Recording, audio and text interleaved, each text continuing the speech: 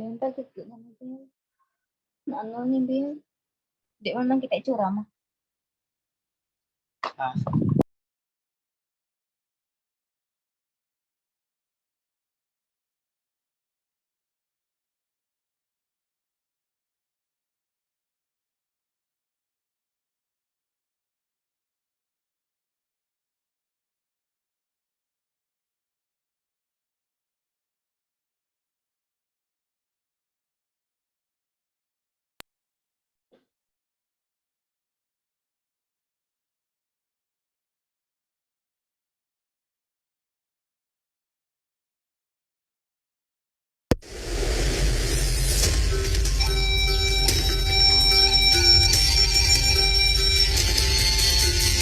Every day, the Philippines does more than wait.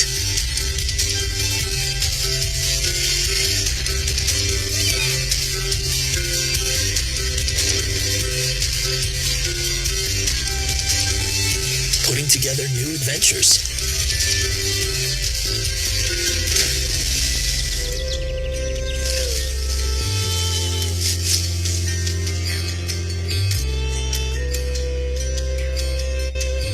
Experiences for you to try. We're making our sites better for you to see. Cooking up new dishes for you to taste.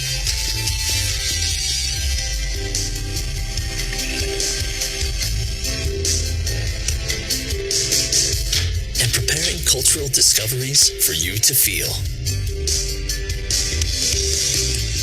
And we're not stopping.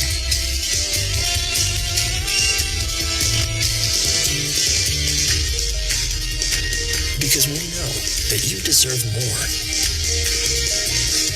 We can't wait to welcome you.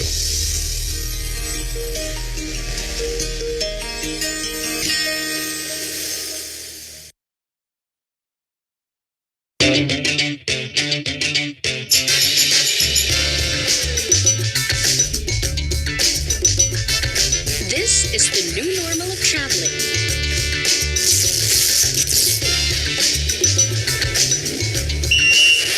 Ma'am, sir, kalat niyo ho. Where spectacular beachfronts are your own private island, far from heading crowd. Unsay crowd? Walang crowd, oy! Commune with paradise in the crystal clear blue waters or on the outer white sand. Beach volleyball tayo! Sino yan? Paano siya pumipito? May watching na lang pala. Ma'am, sir, marshal po ako. Bawal po sa beach yung hindi nagpi-PBA. Kailangan po ng at least one basketball player apart. Gets nyo? Ha? Eh paano namin maaalala yan? Lagyan nyo kaya ng sign. Wow ha, cancelled na lahat ng fun? Of course not. You're free to chase all kinds of exhilarating experiences. Basta po may PDA. Eh kung ikaw ang i-PDA ko. Accelerating experiences you say. Gaya ng... Kayaking, running on the beach, banana floating, Banana boating. Just remember PDA. water cycling, sand castling, jamming. As long as there's face masking. Bisikleta. Tapos pag raise your hand doon, nakahiga ka pa nun. Responsible shelf kicking. Water bedding. Wow, Swimming pwede? Yes, you could even do it in a pool. May pool? There are a million precious memories to make, like tanning. Ang ganda ng tan nights mo, te. Seryoso? Kayo rin. Enjoy, guys! Travel safe! Mabuhay. Pag naglalakbay.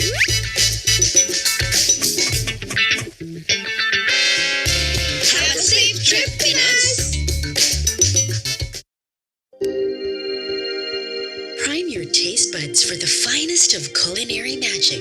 We've prepared a gastronomic feast unlike anything you've ever had. Moving heaven and earth to guarantee an unforgettable dining experience.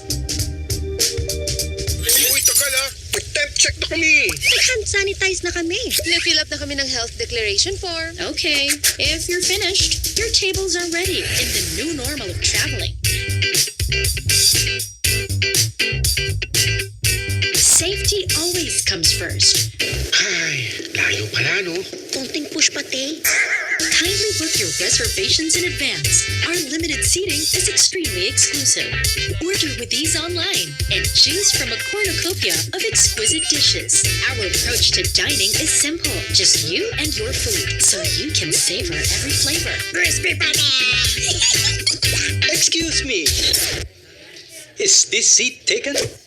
Yes, it's taken by my personal space and physical distancing protocols. PDA, hindi mo ba alam yon? Buti sana kamukha mo yung boyfriend ko.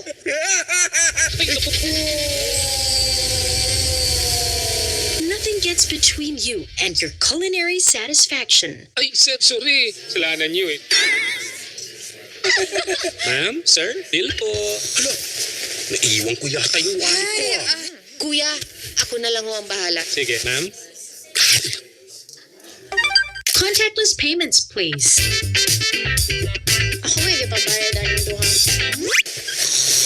Ano ba yun?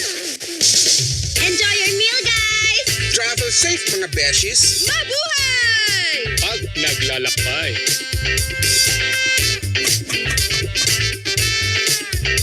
Have a safe trip, Pinas!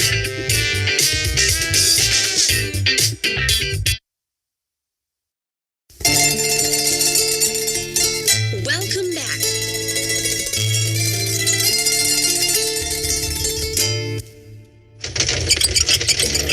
Bitch, here I come. Vloggers, jet setters, wanderlusters, we've missed you. This is the new normal of traveling. A privilege to be at your service. Ayan na yung service! Please board the shuttle in an orderly fashion while we show our unparalleled hospitality. Ooh, hand sanitizer, clean, clean, clean. Thank you! Sign up and reserve seats online. We want to know who you've been rubbing elbows with.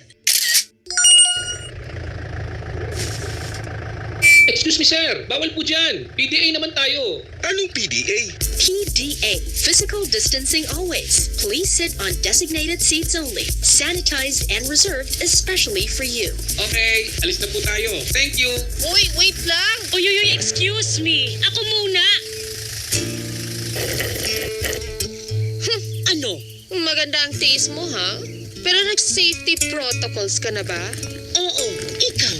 Oo, hand sanitizer, Yes, anong temp mo? 36.3. 36.1. Ano? Online reservation. Anong reservation? Bus lang to, no? Di mo ba narinig si ate narrator? Reserved seats online para may contact tracing. Come on guys, Gina tayo. Travel safe, Pinas! Mabuhay! Pag naglalakbay.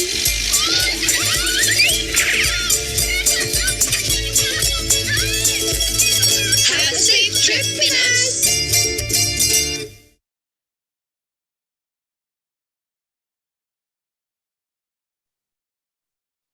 To all of our Zoom participants and to all of our FB Live viewers, good morning and mabuhay.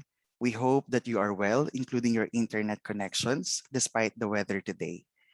Welcome to our webinar entitled, Oh My God, a Gender Communication Agenda for tourism and hospitality. This event is brought to you by the Department of Tourism in partnership with the Tourism Industry Board Foundation Incorporated and the University of the Philippines Asian Institute of Tourism. At this point, we would like to invite everyone to join us in a short prayer.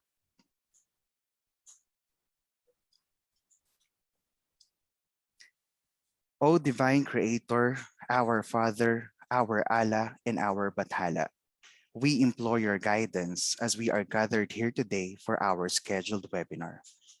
We are thankful for this day.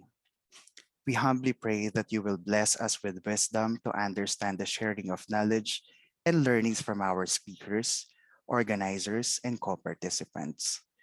May we listen, may we learn to respect each other's opinions and points of view, and at the end, work together as one family for the recovery and success of the Philippine tourism industry. Strengthen us and give us wisdom to be able to reach out to more of our countrymen and help in spreading the benefits of tourism to a wider segment of the society. We constantly ask, O Lord, for your mercy, forgiveness, love, protection, and guidance forever and ever. Amen.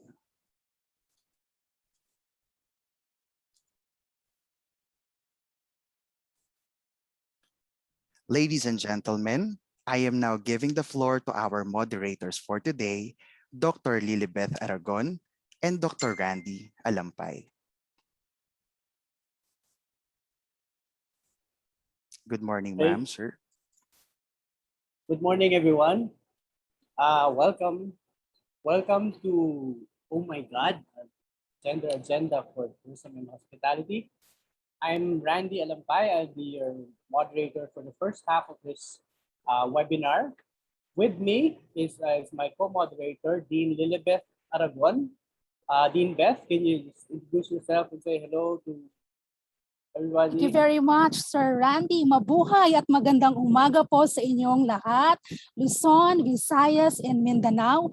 Welcome to Oh My God, a gender communication agenda for tourism and hospitality. And of course, I'd like to pass on these greetings to all our participants in the Zoom platform. And I understand this is already live streaming in Facebook and the different platforms sponsored by our stakeholders. Okay, so thank you very much. So let's get on with our program. To officially start our program, we would like to introduce the Undersecretary for Tourism, Mayra Paz Abubakar, to give the welcome remarks on behalf of the Department of Tourism. Thank you very much. Thank you very much, Dr. Randy. Can I be heard? Yes. Yes. Thank you. Ms. Maria Cristina Aquino, Chairperson of the Tourism Industry Board Foundation Incorporated, the officials and members of TIBFI, to the University of the Philippines Asian Institute of Tourism, headed by Dean Leticia Susan L. Solis, who also serve as the chairperson for this webinar, to the Office of the Industry Manpower Development, headed by our very own Director Rowena Luway Montesilio, and to my friends at the Department of Tourism, of course, Undersecretary Yusek Rob Alabado and Assistant Secretary Rica Bueno. My deepest appreciation for your invitation and for organizing today's webinar entitled, Oh My God, a Gender Communication Agenda for Tourism and Hospitality, a topic that is very significant and useful in mainstreaming gender and development. To our resource speakers, invited guests, colleagues in government, ladies and gentlemen, buenos dias a todos. Good morning to each and everyone. Assalamu alaikum wa rahmatullahi ta'ala wa barakatuh. The National Tourism Development Plan was recently reformulated to include the three-pronged thrust to promote safe, fun, and competitive tourism, pursue sustainable, inclusive, and resilient tourism, and strengthen governance and destination management.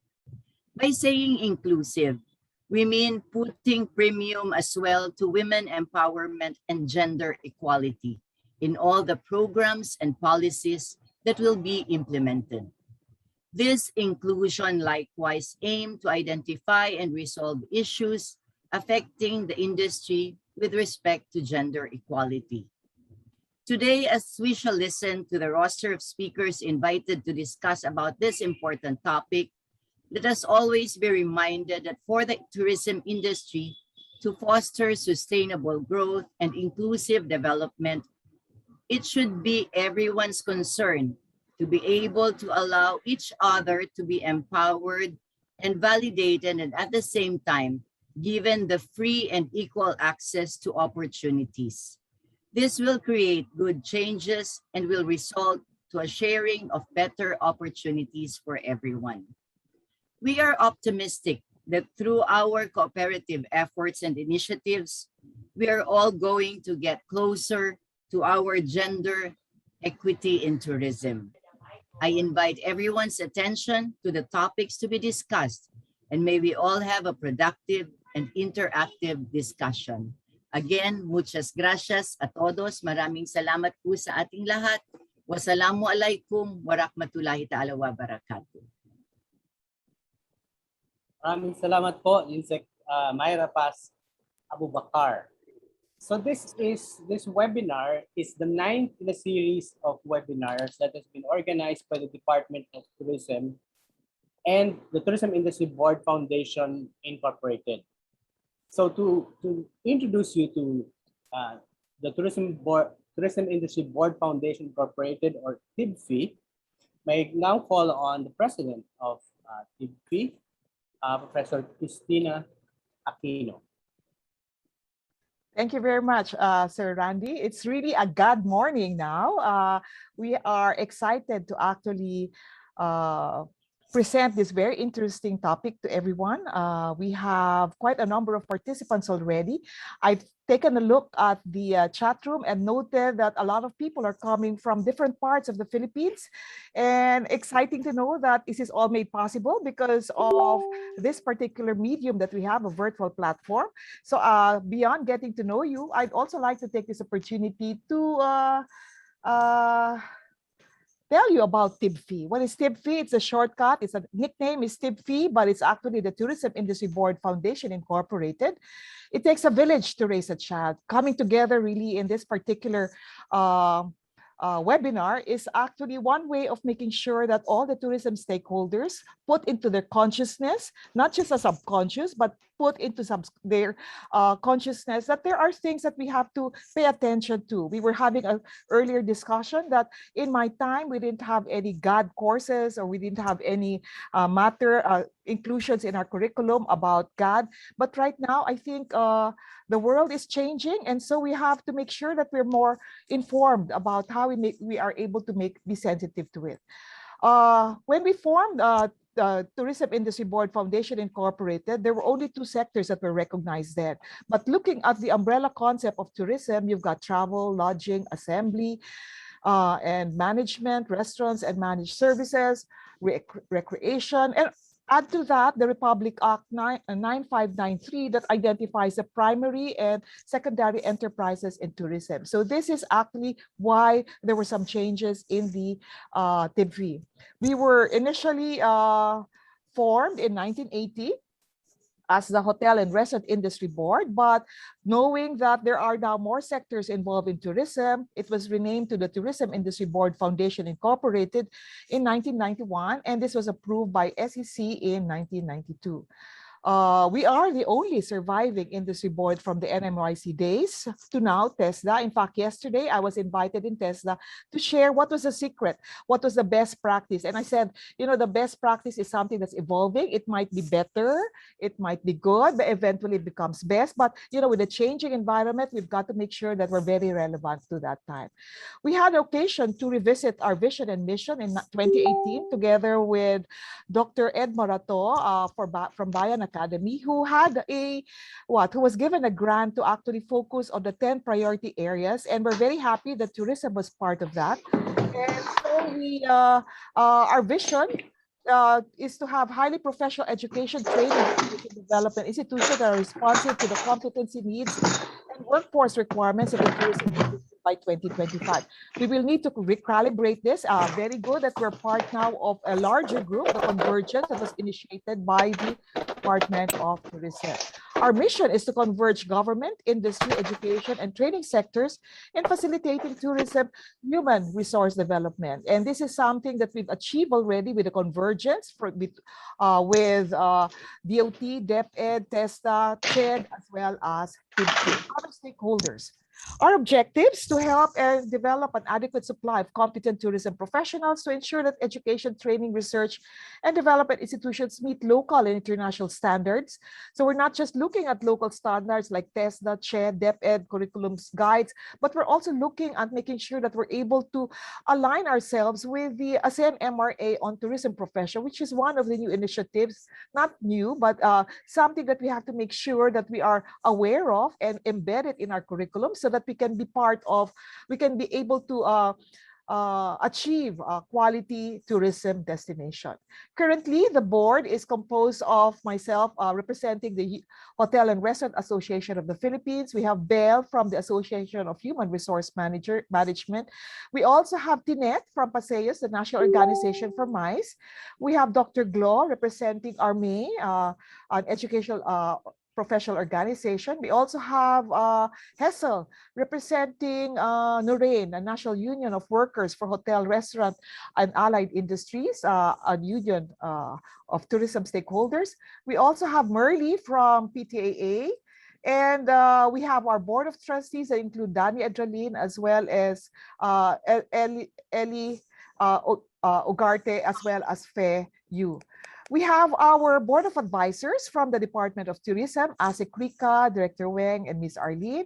Together with TESTA, we have our friends, Director Jojo and Director Patty, and from AIT, Director Dr. Susan Solis.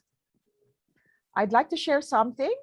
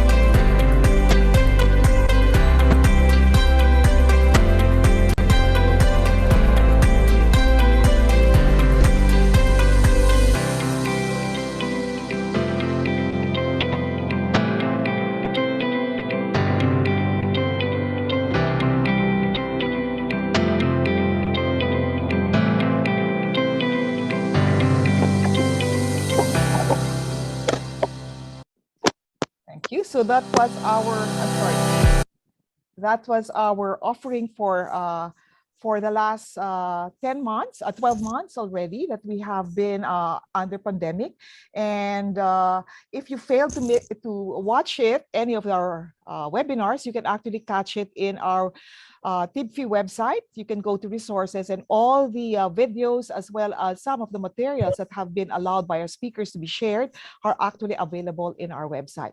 Recently, we also want to thank TESDA because we received a award, 2021 Kabalikat and Idols Award. And this is in recognition of the work that we've done with them and collaboratively or with them as well. And we have to, we were very happy for this unexpected recognition, and looking forward to more work with DOT, DepEd, TESDA, CHED, and together. We'd also like to inform you that if you can save the date, October 26, 27, we will be having our 6th Tourism HR Congress with the theme Tourism for Inclusive Growth. We will have pre-conference events. It's going to be, we'll have a job fair, we'll have exhibits, we'll have plenary sessions as well as breakout session, and there will be fees, minimal fees only. We're looking at maybe 200 or 500 just to make sure that we're able to also provide for good technical as well as logistical support. We'd like to also encourage members from the audience who are not familiar with TIBFI to become members of TIBFI. And how do you become a member of TIBFI? If you're a private or public enterprise devoted to tourism, you can be a regular or associate if it's an organization that's composed of several institutions or organizations like HRAP or PTAA, then you can be that. Institutional member would be single enterprise members, and individual members, those who are members of institutional or regular members, can be,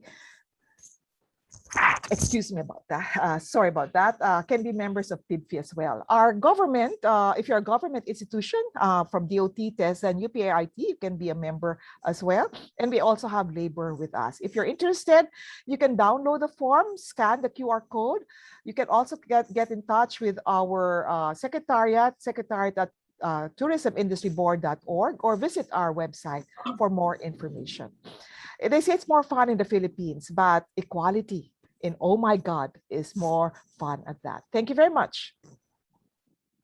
Thank you very much, Ma'am Tina. And of course, we would like to encourage all our participants right now to visit the page of the Tourism Industry Board Foundation Incorporated. We've been getting a lot of inquiries about membership, and so all the details and instructions can be found in the page. So at this point, of course, we would like to recognize our participants. We thank all of the participants who posted their morning greetings, and of course, we will be happy to read all of the comments. However, we are constrained with time, and at this point, we would like to know our participants' profile.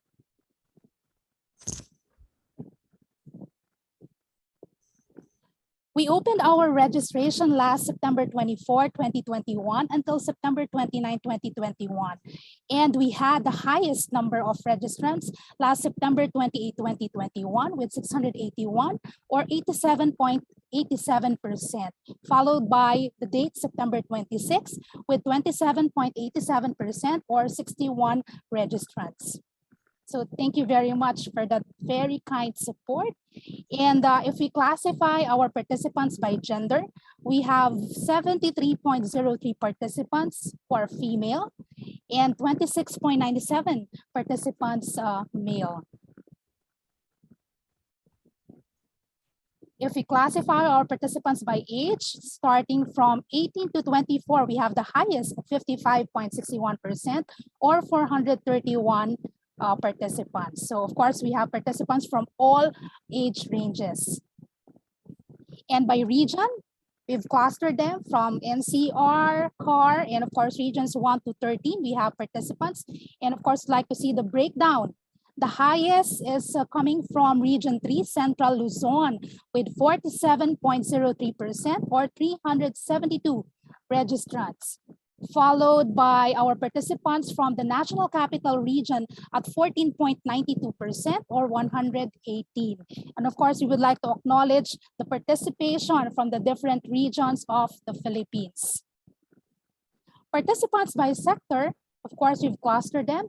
The biggest number of participants, as expected, comes from the academe, training institution, and tourism trainers, with 40% or 310 participants. We'd also like to acknowledge the participation of our participants coming from the accommodation establishments, events and MICE organizers, farm tourism establishments, LGUs, national government agencies or GOCC, and of course, non-tourism sector, restaurant food service, tour guides, tourism organizations or associations, transportation, travel and tour services, and of course, women's organization.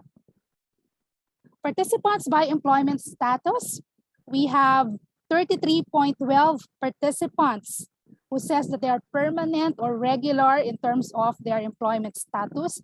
That's 257, of course, followed by 8.12% or 60 participants saying that they are still in their casual status. We acknowledge our early birds who checked in at least 15 minutes before the start of the session. This enabled them to check their videos, audio, and other features of the Zoom platform. If we still have people waiting to be admitted in the room, we beg your indulgence to be more patient. And of course, to optimize our webinar experience for this morning, we encourage our participants to put your cell phone and other devices in silent mode to avoid interruption in concentration. At the start of the webinar, we place you under mute mode and only the scheduled speaker will be unmuted. This is to avoid hearing ambient noise during the webinar proper. We would like to engage all of you by utilizing the icons that you have on your screens. The chat box for your self-introductions, your statements and concerns while the webinar is ongoing. For your questions, kindly use the chat box. You also have viewing options in your screen should you prefer to see the proceedings in full view or side by side with the speaker or gallery view that will enable you to see the other participants. We indulge your cooperation in observing the house rules, and instructions on how to get the e-certificates will be given towards the end of the program. So once again, this webinar is organized by the Department of Tourism, the Tourism Industry Board Foundation Incorporated, and the University of the Philippines Asian Institute of Tourism for all our relevant stakeholders and partners. The purpose of this webinar was discussed in the web form and the email sent by the Secretariat during the registration process. All trademarks and images referred and used in this web event are the property of respective owners and used for educational purposes and discussions only. In addition, the views and opinions expressed in this webinar are solely from the speakers, moderators, and participants or resource persons for this morning. Data gathered during the registration process will be handled in strictest confidence and will solely be used for the purpose of this event. Please be informed that this webinar is being recorded for documentation purposes and may be re-uploaded in the official website of the Tourism Industry Board Foundation Incorporated, DOT and UPAIT, in their respective social media accounts or web pages. Should you have any privacy concerns, please do not hesitate to get in touch with the organizers. At this point, of course, I pass the virtual floor to Sir Randy. Dr. Randy? Thank you. Thank you, Dean Beth. So now to introduce the webinar proper, I'd like to call on the chair of the organizing committee for this 9th webinar of the DOT TIBFI series, Dean Leticia Susan Lagmay Solis of the UP Asian Institute of Tourism. Dean Solis? Hello? Yes. Go ahead, please. I can hear you. A pleasant good morning to all of you. I have been tasked to let you in on how we eventually came up with today's event. As you may be aware, TIBFI regularly conducts webinars, and as we were brainstorming on the relevant topics for our subsequent sessions, we picked up on a query by Director Joyce Andaya of DepEd on what could be the next steps after they had just completed a webinar on the English language. Using that as our take-off point, we thought that we could also combine this with a theme of gender, this being a very important topic. I readily volunteered the UP Asian Institute of Tourism to coordinate the webinar, with the UP having a very strong advocacy for gender mainstreaming and promotion of gender knowledge in these courses inside campus, and with a permanent gender office to spearhead various programs such as trainings, researches, and publications, and maintaining a GAD focal point system for all the colleges and units in our campus. Our webinar's title for today was born out of the creative minds of TIBFI, DOT, AIT members in the group chat, actually. Initially, though we already had a theme for the webinar, we were cracking our minds thinking of a catchy title. Through an exchange of text messages, many of which happened until late into the night and even on weekends, and even after several different title versions, we finally agreed on, oh my God, a gender communications agenda in tourism and hospitality, noting that each of the words were relevant and even how the words were presented in caps or lowercase and font color had a meaning. There are some words that we take for granted. Some may have meanings known to others in general, like gender, agenda. There are words also that may have multiple meanings, like gen, which means knowledge, or an abbreviation as well for gender in medical terms. We also use abbreviations like GAD, G-A-D, or meaning gender and development, oftentimes assuming everyone has the same interpretation of this abbreviation. There could also be words that we use without our knowing the real meanings of these words or the implications or impact that the words we use have on others. And I believe this is why we are all here today in this webinar, to learn more about words and meanings and how we can use communication to create the right message and impact, particularly in the theme of our agenda for today on gender and communication. I hope we all learn and enjoy much in this offering of TIBFI, DOT, UPAIT. Magandang umaga sa lahat. Maraming salamat, Dean Susan Solis of the UP Asian Institute of Tourism. So our first session for today, we'll talk about gender equity and tourism, but more specifically, we will talk about communications or gender and communications on two levels. One is on a personal, interpersonal level in the workplace, and the skills needed to develop those interpersonal, gender-sensitive interpersonal skills, and communication at the mass level, or in terms of broad communications or mass communications, particularly in terms of marketing and communications.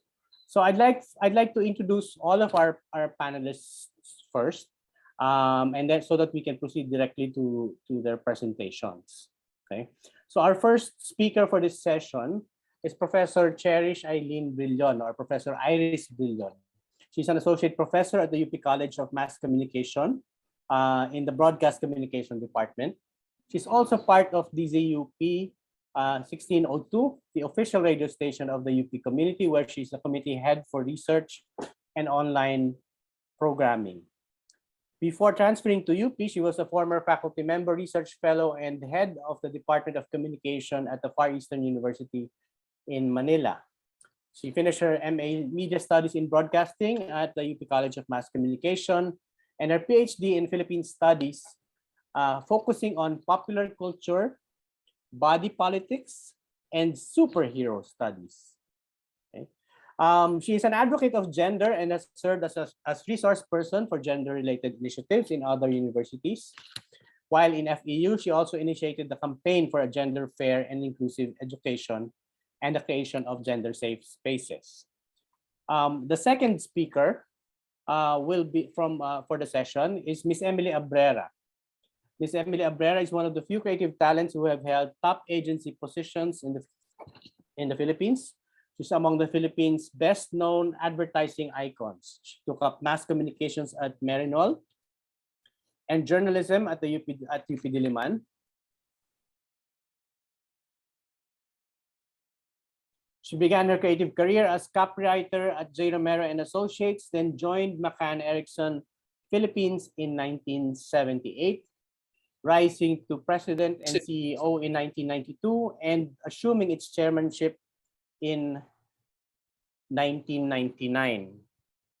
Okay. Emily is known for her creative approach to problem solving, her insightful grasp of the Filipino psyche, and her master copywriting skills. She continues to conduct master classes in creativity and teach creative writing skills. Emily is active in a number of NGO organizations and runs the Foundation of Communication Initiatives, a foundation dedicated to advocacy communications. And finally, we will have Professor Julene Dulnuan. She is a senior lecturer at the UK Asian Institute of Tourism, a retired associate professor at the Asian Institute of Tourism. She has an MA Women in Development degree from the University of the Philippines and a Master of Specialization in Tourism from the Scuola Internazionale di Scienze Turistiche in Rome, Italy. Her interests are in the area of gender, culture, and tourism. And she'll talk about the institution of a gender and tourism course in Asian Institute of Tourism, offered initially as a special topics course. It eventually became a required subject in the Institute's curriculum. Okay, so with that, we can start the session with Professor Iris Brillion. Good morning, Ms. Iris. Good morning. I hope my audio is clear. Yes po. Okay, sige. Let me just share my screen. Okay. Let's do this. Okay, so actually good morning everyone, sabi nga kanina, no? So I'm very happy to be invited to this seminar on gender, no? Even though Ma'am Julian was supposed to go, Ma'am Julian is a colleague from UPCMC, no? It's also, I think, an opportunity for me to learn from my fellow speakers, especially as this is a very different industry from mine. No, so you can call me Iris, and my pronouns are she and her. No, kahit na yung mga crew sa Jollibee ang tawag sa akin lagi ay Ma'am Sir. No? So yeah, I'm here to give an overview of what is a gender fair and sensitive language, no, and why it is important. Okay. Well, I was given 15 minutes, so let's see if we are able to answer all of these questions in 15 minutes. No, but hopefully at the end of the session, we'll be able to answer on why is there a need to focus on language. No, what is a gender fair and a gender sensitive language, and siguro more importantly, para mas nakalapit sa practice, paano ba ang mga strategies o mga paraan para mai-practice natin ang isang gender fair language, no, patungo sa isang mas inclusive na industriya. So generally, yung mga pag-uusapan, at least in my session, no, are applicable, I think, no, hindi lang sa industriya ng media, but also sa lahat ng industriya, kahit sa turismo, no.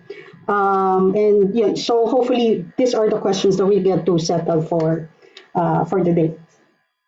So again, this is just going to be a broad overview of what is a gender fair and sensitive language. So yeah. Okay. Sa lahat, pag ako'y naimbitahang mag-SOGI orientation, ang unang-unang pinapakilala sa mga participants, and I'm sure a number of you already knows kung sino si genderbread person. Okay. So si genderbread person ay ginagamit para ipakilala ang pagkakaiba sa lumalaking at nagiging complex na definition ng sex and gender, no. I'm not gonna go into this in a very in-depth manner kasi medyo hindi po ito yung focus ng aking discussion for today. But I think importante siya in a way na it's a good primer to the notion of language, no. So ang SOGI-SC po, so we call it SOGI-SC, is basically shows the spectrum of gender. So SOGI-SC means sexual orientation, gender identity, expression, and sex characteristics. No? So pag ang pinag-uusapan po natin dito ay sa mga SOGI orientation, i-define po na magkaiba ang sex at ang gender. No? So pag pinag-uusapan po natin yung sex, generally these are the biological characteristics that we are born with. No? Pero pag pinag-uusapan na natin ay identity, attraction, at expression, these are mostly cultural, sociological,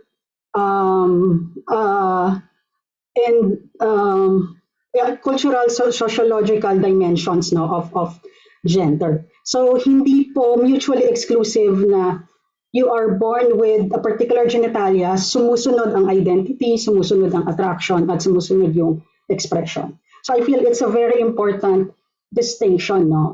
Because ang lipunan minsan, dahil core identity natin ng sex and gender, sometimes we are constrained by it, no? Or we are oppressed by it, especially for women and of course, the LGBTQIA plus community. So napaka-importante pong pag-aralan natin yung spectrum na ito. Okay? Pero dahil hindi naman po ito yung aking medyo topic for the day, so pupunta na po tayo dun sa bakit mahalaga yung language, no? Bakit po importanteng mag-focus tayo sa language? Yan. Sabi po ni Ma'am Telma Quintanar, no, isa po siya sa unang gumawa ng primer or nag-compile ng mga ng gender fair, no, language. Importante ang focus sa language kasi essential tool siya for communication. So ito po yung pinaka-basic, pinaka-importante na gumagamit tayo ng lingwahe dahil kailangan natin ito to communicate with others. Pangalawa, ginagamit din natin ang lingwahe to articulate consciousness. So ibig sabihin, all our thoughts, our experiences, our ideas are given tangible and material reality, no, using language, no. And at the same time, pinaprocess din natin yung mga stimuli sa paligid gamit ang lingwahe. So very important siya. Of course, it reflects culture. Mamaya may konting sobrang brief discussion, no, sa usapin ng kultura at gender sa Pilipinas. No? And more importantly, it affects socialization. So basically, we form relationships, we relate with others using language. So ito po yung bakit siya mahalaga. Lengguwahe ang nagbibigay sa atin. There are parang groups of language scholars who thinks that it's language that gives us a sense of reality. No? So that's why it's very important. Okay. So, nandito na po tayo sa meat ng aking very short presentation. So, ano nga ba ang gender fair at gender sensitive na lengguwahe? Okay. This is actually a generic term covering the use of non-sexist language. Actually, sa Pilipinas, hindi naman bago yung initiative to use non-sexist language, no? Kasi I think as early as 2005, di ba, naglabas na po ng memo ang Civil Service Commission, no, na nagsasabi na in all government communications and transactions, dapat po ay gumamit tayo ng non-sexist language. At may guide naman sila, no? So we can actually even refer to that, no? But I think mas relevant po ngayon ay dahil lumaki na yung scope ng kung anong ibig sabihin ng gender fair and gender sensitive language, no? Kasi yung mga naunang pag-iisip about this is that it's the dichotomy between how men and women are addressed, no, and how they speak up. Pero dahil lumaki na nga siya, ngayon kasama na po sa konsiderasyon ng gender fair and gender sensitive language yung mga LGBTQIA plus community, no? So hindi na lamang ito usapin ng babae at lalaki and how they utilize language or how language oppresses them, no? Pero naisama na rin po dito yung marginalized genders. Okay. So bakit siya importante? Kasi it can reduce harmful stereotypes. So mamaya po may principles yung paggamit ng gender fair and sensitive language, no. The fact that that you can be discriminated against because of your sex and gender means napaka-importante niyang pag-usapan at pag-aralan, no. So pwedeng hindi ka makakuha ng trabaho dahil sa gender mo, pwedeng hindi ka papasukin sa isang establishment because of your gender expression, pwedeng ma-misgender ka ng mga tao sa paligid mo, and this does something to a person, especially, no, from the LGBTQIA plus community, no. So hopefully by using a gender fair and sensitive language, we can help improve, no, the lives of everyone. Alam ko pa parang Miss Universe yung improve the lives of everyone, no? Pero ganun po talaga sana yung idea natin ng pagkakaroon ng isang gender-fair language. Okay, so ito po ang mga principles that's behind the gender-fair language use. Hindi ko po kasi kayo masyadong nakikita, so I hope, let me know po kung medyo mabilis or may questions po kayo. No? Okay, ito po ang mga principles behind the gender-fair language use. No? So, bakit natin siya kailangan? Anong sinasandigan natin ng mga paniniwala or ideas about it? No? Okay, so unang-una, kailangan po natin ng gender-fair language because it's our way to recognize and challenge stereotypes. Ang pagkakaroon po ng gender-inclusive na lipunan ay hindi po burden lamang ng mga babae o ng LGBTQIA+ community. No? Hopefully po, we'll get more allies to recognize and challenge stereotypes. And stereotypes abound. No? Marami yan sa media, no? God knows, sobrang problema pa rin po yan sa media. Pero parang kailangan ng mas concerted effort, no, to challenge it. No? And that starts with our use of language. Okay. Then another key principle is that we are being inclusive, no? And we are trying to avoid the mistake of making others feel invisible. So ano pong ibig kong sabihin yan? Generally, ako po personally, though this is not like the stand of the LGBTQIA+ community kasi importante din po sa LGBTQIA yung meron ka pa ring pagkakataon na mag-come out on your own. No? But generally, in most companies, the LGBTQIA+ community feels invisible. How do they feel invisible? Because hindi sila directly na-address ng pinaka-basic po ito, no? Yung mga forms na pinipirmahan po natin. No? Usually, totoo naman kasi mahirap din yung maraming choices. No? Pero di ba when we have forms, ang pinipirmahan lang po natin doon ay male and female. No? So tinatanong lang tayo talaga doon on the sex that we are born with. No? But if you're using, let's say, those forms to try and tease out the needs of your employees in an organization, for example, then hindi po nakaka-capture yung mga katulad ko. No? So, I belong to the LGBTQIA+ community. And so for the longest time, companies didn't feel the need, no, to address LGBTQIA+ related concerns. Kasi nga, ang iniisip nila ay mas maraming babae dito or mas maraming lalaki sa kumpanya namin. Wala namang kaming mga gay and lesbians dito. Kasi nga, yun, by the virtue na hindi kami tinatanong, invisible kami. No? So, gano'n. At yun ang ina-avoid ng paggamit ng isang gender-fair language. Okay. And then, yung pinakahuli ay, it enables us to respect, no, gender preferences, gender identities, and expressions. No? And by respecting it, we're not putting them below us. No? So yun po yung mas maganda doon. We're putting them on equal footing. So maganda tong session na to kasi it talks about equity, no? So yun po yung ibig sabihin ng equity, hindi lamang na kailangan pantay-pantay lahat ng gender, but rather kailangan yung pong gender na mas naging oppressed for the longest time has to be given resources, no, in order to further themselves, no, or to help themselves. So ito po yung principles na pwede nating pagbatayan, no, bakit importante ang isang gender-fair language, no, o paggamit ng lengguwahe na mas equal para sa lahat. Okay. So paano po ba or ano po ba ang paraan para magsimula tayong gumamit ng mga lengguwahe na mas inclusive, no? Marami po itong terms. So nagpapalit-palit po ako ng terms, no? Minsan ginagamit ko gender fair, gender sensitive, gender neutral, or inclusive. No? So all of this basically means na we're trying to create a more gender inclusive organization or society. Okay.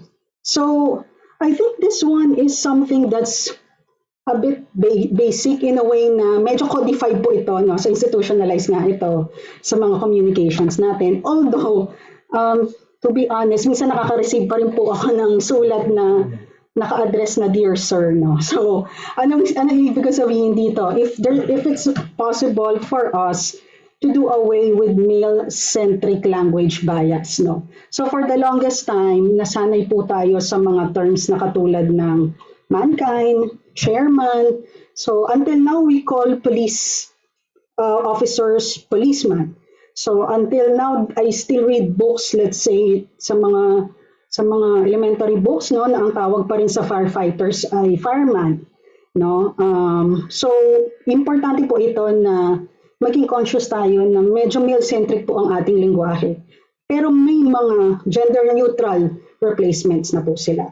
No? So very important po yun. Okay.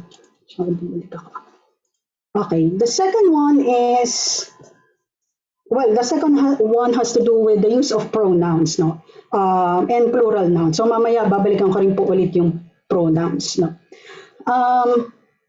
Maybe let's embrace the use of plural nouns, no? Like them and they. So when referring to other people whose gender we don't know, okay?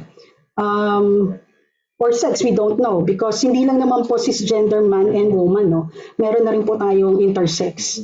Yan. So, dati po na-awkwardan tayo to use them and they, no? Kasi they are plural nouns, no? Pero nag-decide na po ang Merriam-Webster Dictionary na acceptable na po for use ang them and they because mas importante na mas gender inclusive kasi siya. Okay? And this is very important, no? We've heard this a lot of times already. We can also embrace the Filipino way of referring to others, no? So ano nga ba yung Filipino way? We use ako, sila, tayo. So highly gender neutral po ang ating lengguwahe, no? Talagang yung wikang English po yung medyo highly gendered. Kaya marami silang concerns on pronouns, no? But generally, ito rin yung point ng ang kultura ay malaki rin ang piniplay na role sa ating constructions ng gender and sex. No? So pwede rin naman po natin gamitin sa sentences yung me, yung I, yung one, and you. So those are parang medyo gender neutral terms. Yeah. Ito po ay isa sa pinaka-paborito ko because I think we do this so unconsciously, no, a lot of times, no. And this is, I think, relevant, no, whatever industry, but most especially for the tourism industry because we tend to communicate a lot with a lot of people, with a lot of our stakeholders, no, who are outside of our organization, no. So I guess it's important to always check our gender bias, no, when communicating with stakeholders. Ginagamit ko po itong example na ito, so favorite ko siya. These are two announcements by two different police stations on the same issue, and that's rape, no? Although hindi ito masyadong pang tourism industry, pero lagi ko po itong ginagamit na example. Kasi makikita po ninyo yung pag-anggulo kung paano ginagamit ang lingwahe to communicate a particular advocacy, to communicate a message outside of an organization, no? So, dito pa lang kita nyo na kung sino yung nabash sa social media, di ba? So, yan. Yung isa po ay galing sa Angono Police Station. Although they took that down, yung pong ito ay galing sa Victoria, Laguna Station. Yan. Okay. Another thing that I think we have to be very conscious about, no, especially when it comes to job ads, no, ang job ads po ay pugad din ng maraming paggamit ng mga salita na sobrang gender-coded, no? Sayang lang medyo pixelized ito, no? So this is actually an ad for a newspaper photographer, no? Na kiriniticize ng mga female photographers kasi very explicit talaga yung pag-discriminate, no? Parang sinasabi nila na ano bang kinaiba ng babae at lalaking photographers, pero bakit mas preferred ang male photographers? When in fact, nag-fit din ang babae sa mga criteria na in-outline nila. No? So hindi lang babae, I'm pretty sure kahit LGBT yan, nag-fit sila dyan. No? So let's be more mindful and conscious about how there are certain words that are very gender-coded. No? So when we talk about, let's say, someone with pleasing personality, kanina natin yan na-associate. Bakit kailangan natin ilagay yung single? Bakit kapag naghahanap tayo ng managerial position, we use terms such as aggressive and leader. And kanino yan naka-associate typically, di ba? So when we use terms like aggressive and leader, it's always associated with the masculines, no? When we say pleasing personality, sa feminine yan, no? Or sa babae. So we have to be very conscious about, again, how we communicate things to our stakeholders, no? Um, and in relation to this, importante din po ito, we can also create a gender fair language, no, if we eliminate sex and gender-based symbolic associations and descriptions of places or spaces. So napaka-importante nito kasi especially with the tourism industry, no, we tend to may mga nabasa nga akong articles on how there are spaces that we conflate to certain genders, like how the home is always associated with women, tapos yung country, yung open country is associated with men, no? So ganun din po yung paggamit ng mga salitang mother nature, pwede namang nature lang, fatherland and motherland, when we can actually call it simply country, no, or kinship instead of sisterhood or brotherhood, unless of course you're really talking about, like, let's say a group of female friends, no? So depende rin po yon, pero importante na maging mas conscious lang tayo, no, na sometimes there are symbols in our lives that we conflate with gender, no, and it's important that we're trying not to repeat, no, the same patterns, no, with that has happened before. That's the language that's being used before. Okay. This slide is specifically and particularly po, no, for the LGBTQIA+ community. Mahilig din po ako mag-travel at naging recipient na rin po ako ng medyo maraming policies that may not be gender friendly, no? So pwedeng hindi ako pwedeng mag-CR sa babaeng restroom kasi sometimes I present as masculine, or minsan yun nga ang tawag sa akin ng mga tao ay sir, no, kahit na preferred ko pa rin ay ma'am, no. So lagi ko tong sinasabi rin sa aking mga SOGI orientation, no. Pag unsure kayo, okay lang na magtanong kung ano ang preferred pronouns and salutations ng mga tao. Okay. So sa klase ko, at the start of the semester when they're introducing themselves to me, I would always ask them na, what's your preferred pronoun? And if there are trans students, transgender male and female in my class, I also ask them what names they prefer to be called, no? If they prefer to be called by their transgender names, then I would give them that, no. So kasi ang nakalagay po sa mga legal records nila ay yung birth names, 'di ba? Yung legal names, no. So pwede natin silang itanong, hindi naman po ito nakakahiya, no. Wag lang po natin sila masyadong chismisin ng kanilang private life, no. Pero generally, if unsure, you can always ask people for their preferred pronouns and salutations. And of course, ito po ay medyo bago sa atin, but I've seen a number of students embracing this, no, the use of mix for non-binary and non-conforming individuals. So ano po ba yung non-binary and non-conforming individuals? Sila po yung hindi nag-identify as cisgender man and cisgender woman, at hindi rin po sila nag-identify as a lesbian, as gay, no. So they prefer to live outside of those labels, no. So maybe we can start using all of this, parang we can start practicing, no, the use of this for people who may not conform to a certain gender identity. Okay. And siguro po as a closing, no, kung posible po, to always have regular SOGI seminars for the organization, no. Kasi po ang paggamit ng gender fair language ay isa lamang sa malaking isa lamang sa idinidiscuss sa mas malaking SOGI orientation, no? At nakakalungkot nga kasi hindi pa maraming masyadong companies who does regular SOGI seminars, no, for their organization. So it's also very important. And I think more important sa tourism industry. So nakaka-happy po na kasama na siya sa curriculum, no, ng UP AIT kasi yun nga mas importante ito sa industriya na ito kasi mas marami kayong tao nakakausap, nakakasalamuha at mas malaking percentage na hindi black and white yung ating mga nakikilala at nakakausap ng mga tao, no. So siguro as a closing po, if we believe that language has the power to create and shape realities, then I hope that we can use language, no, to create a more inclusive and a more gender-safe space for everyone. Yan po.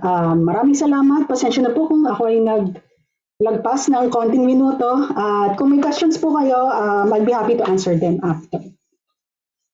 Thank you and good morning. Maraming salamat po, Professor Iris Brillion. So now, from gender fair sensitive language, we talk about gender fair and sensitive language in marketing, in tourism advertising. Miss Emily Abrera.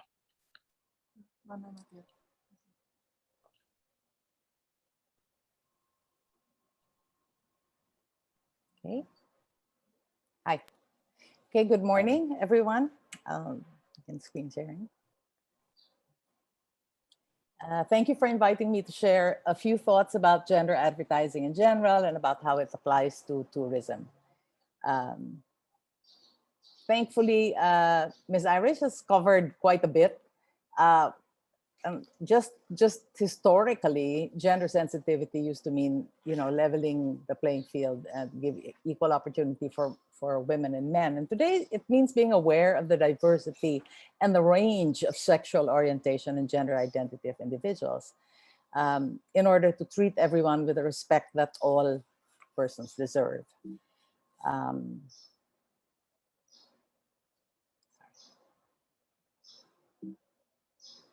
It doesn't want to move. Here. As I said, we Filipinos were sort of way ahead in the game, starting with, as Iris mentioned, good morning, Ma'am Sir, na bahala ka na, mamili dyan, basta covered lahat, no? And then, of course, the beauty of our Filipino language is that accommodate genders equally. Pag pinag-isipan mo talagang siya, sila, wala, it doesn't matter. It covers all fairly. And I think we are among the most accepting of cultures, Our LGBTQ sector are fairly visible and popular in many fields. They're in media, the performing arts, advertising, fashion, production, filmmaking, and they make our lives really, truly richer and more fun, hindi ba? So, why gender sensitivity is important, na-cover na rin ito, of course, ni Iris. Discrimination belittles and harms everyone, not only members of LGBTQIA+. Inclusivity, on the other hand, creates community and raises our humanity. And we must do our part to increase awareness of human rights and respect for the freedom of individual choice. It is so important. And it's also important for anybody who's a member of service staffs to know how their actions may impact other people's lives, positively or negatively, so that it increases that sensitivity.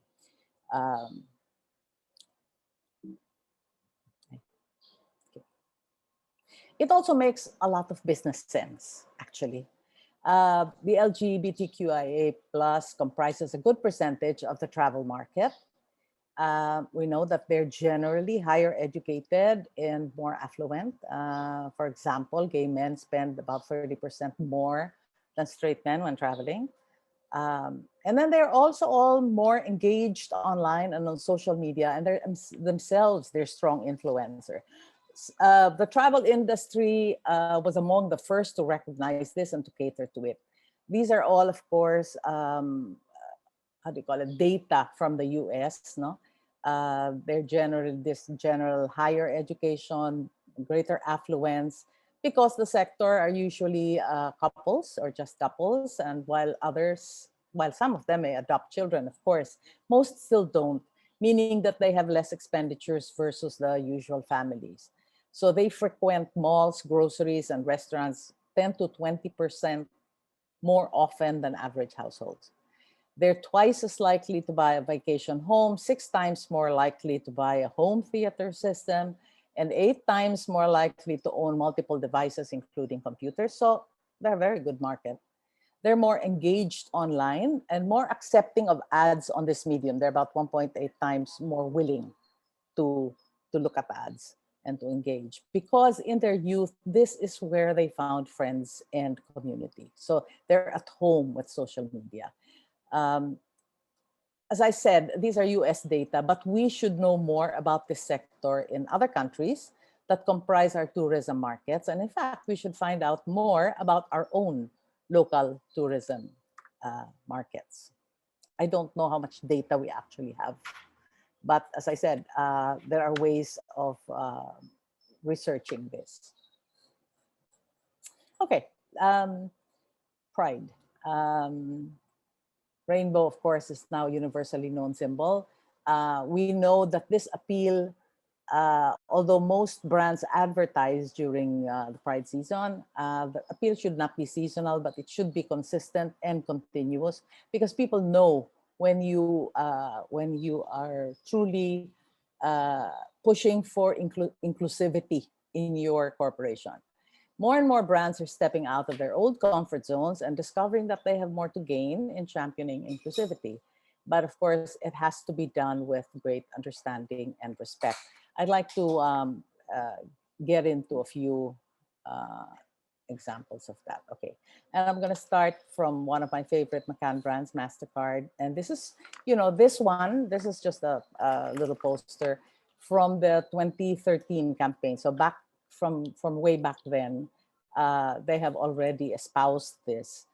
At the New York City Pride celebration, they created a gender-neutral restroom for everyone. They highlighted that all humans share the same needs, and love and acceptance are the keys to a better world. So they've been known for some of the things that they have done.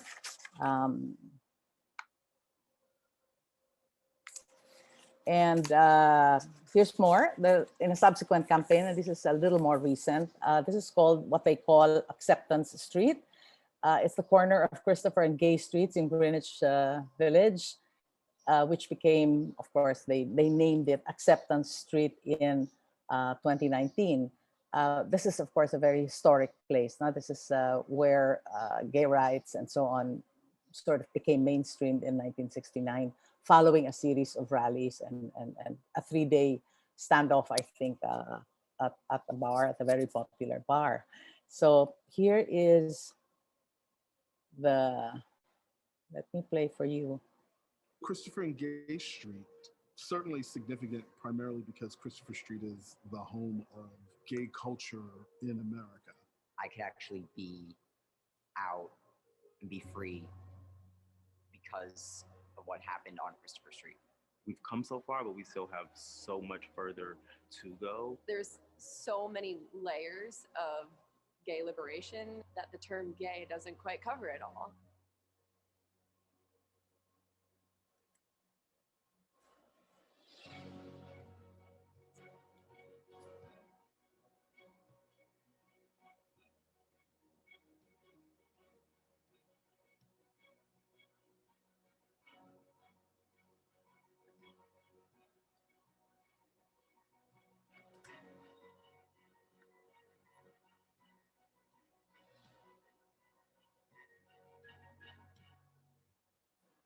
All right.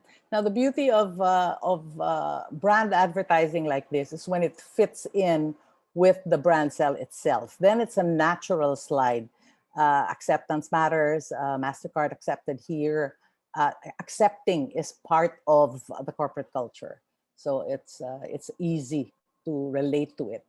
Next, I'd like to show you one of our very own, of course, from Lazada. I didn't even see this until I was searching for it. It's exceptionally well done. So here's the spot. One cafe latte for Dante.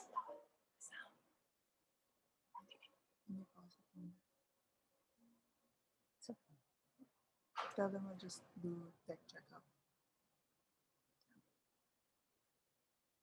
Sorry.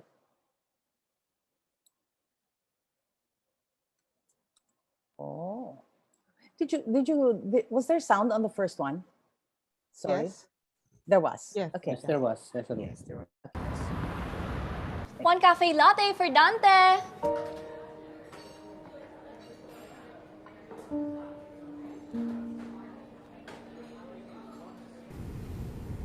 Ma, I'm gay. I'm sorry.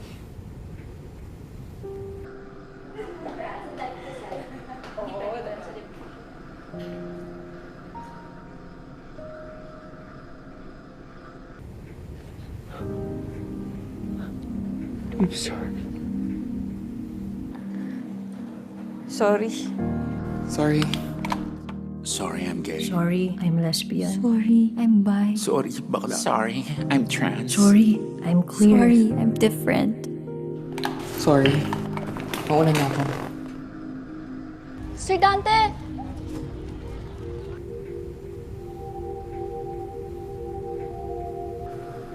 No, I'm so sorry for staring. Ang ganda kasi ng lipstick mo. Where'd you find it? Ay sir, ako po ang dapat mag-sorry. Nakalimutan ko po yung pastry nyo. Wait lang po ah. Thank you. Kahit sino ka pa, I love you, anak.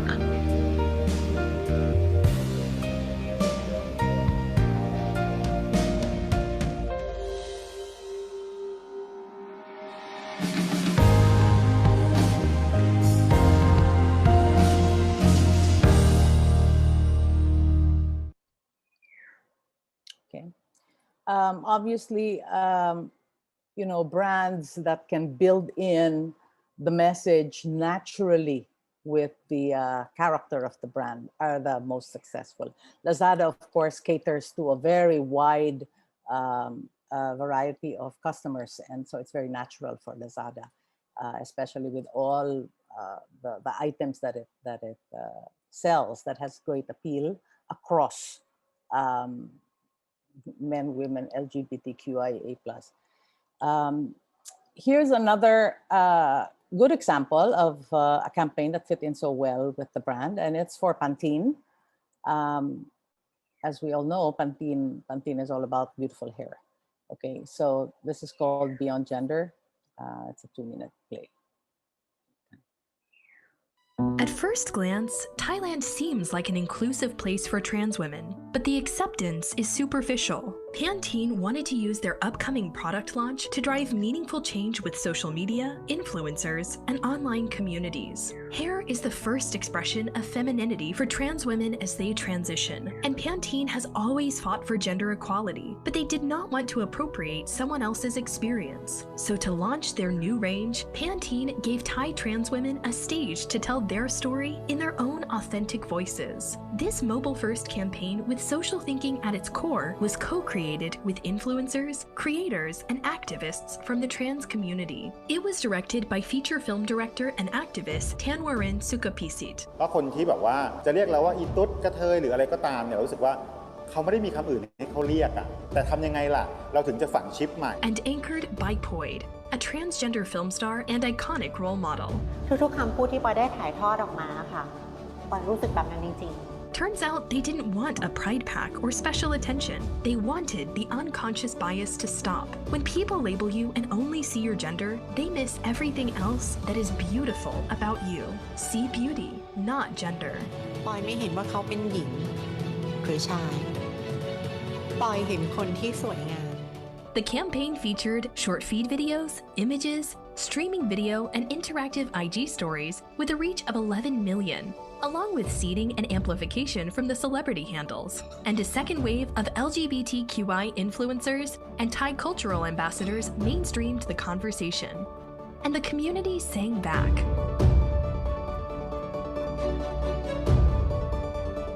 It's not every day that you get a chance to not just grow the business, but also to positively impact society. But the best result? It created lasting commitment from Pantene. Poid is now an official brand ambassador, the world's first trans woman to be one. And Pantene Philippines just followed in our footsteps.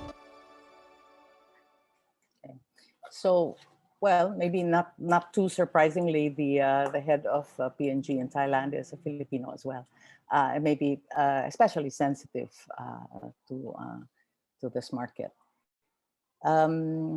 Here's another one. The last video I'll play for you. Well, one more after this.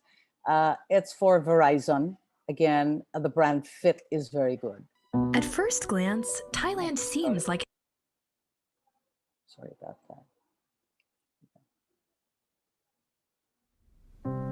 Me and my mom have always been BFFs until I called her to tell her, like, I kind of want to date a girl, and that's just, she lost it. And it was a shock. It's not what I wanted for my daughter. When I first came out as a person of trans experience, he was messing up with pronouns, messing up my name. It made me feel as if I didn't have a brother who saw me for who I was. It didn't make sense to me. You know, you were born a girl, so how can that happen? My response, it wasn't a good one. She's like, dress normal. And I would think to myself, what does normal mean? What does that mean? I was afraid of what other people may say about how he dresses or how he acts. It's about to be 5 years since I've spoken to my mom. I really just poured out my heart to my mom, hoping that she would just straight up right then and there tell me that she still loved me and still cared about me. I would love for her to find a guy and get married and have children, but she has to live her own life and what she wants. I haven't said that to her, but I think that would have made a big difference.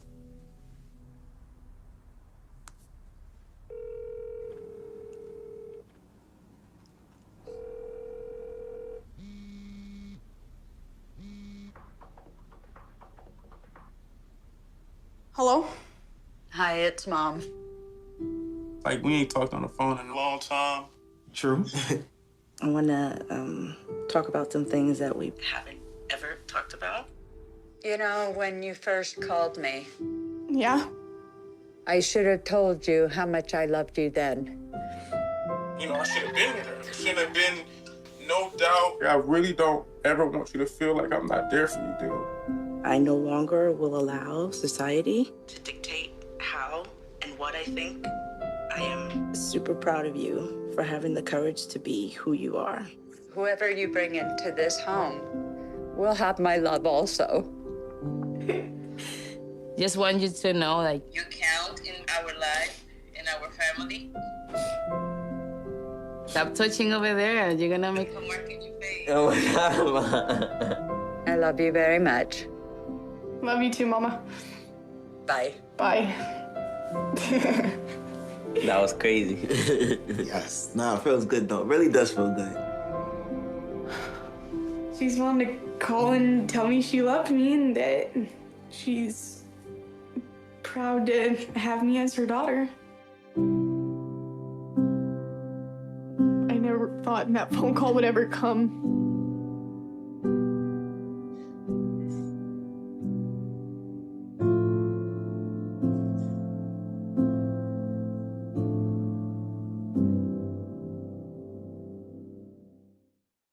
So that one's great because you have a brand that has teamed up with an organization to better address this kind of change that needs to occur in the way we see the world, especially perhaps the parent generation, and to help them deal equally well with their children who need to come out. I think Globe Telecom did a similar ad. It probably wasn't quite as tight as this, but it was about fathers and daughters, daughters who chose to be a different sexual orientation, but they eventually accepted and moved on. Okay, and then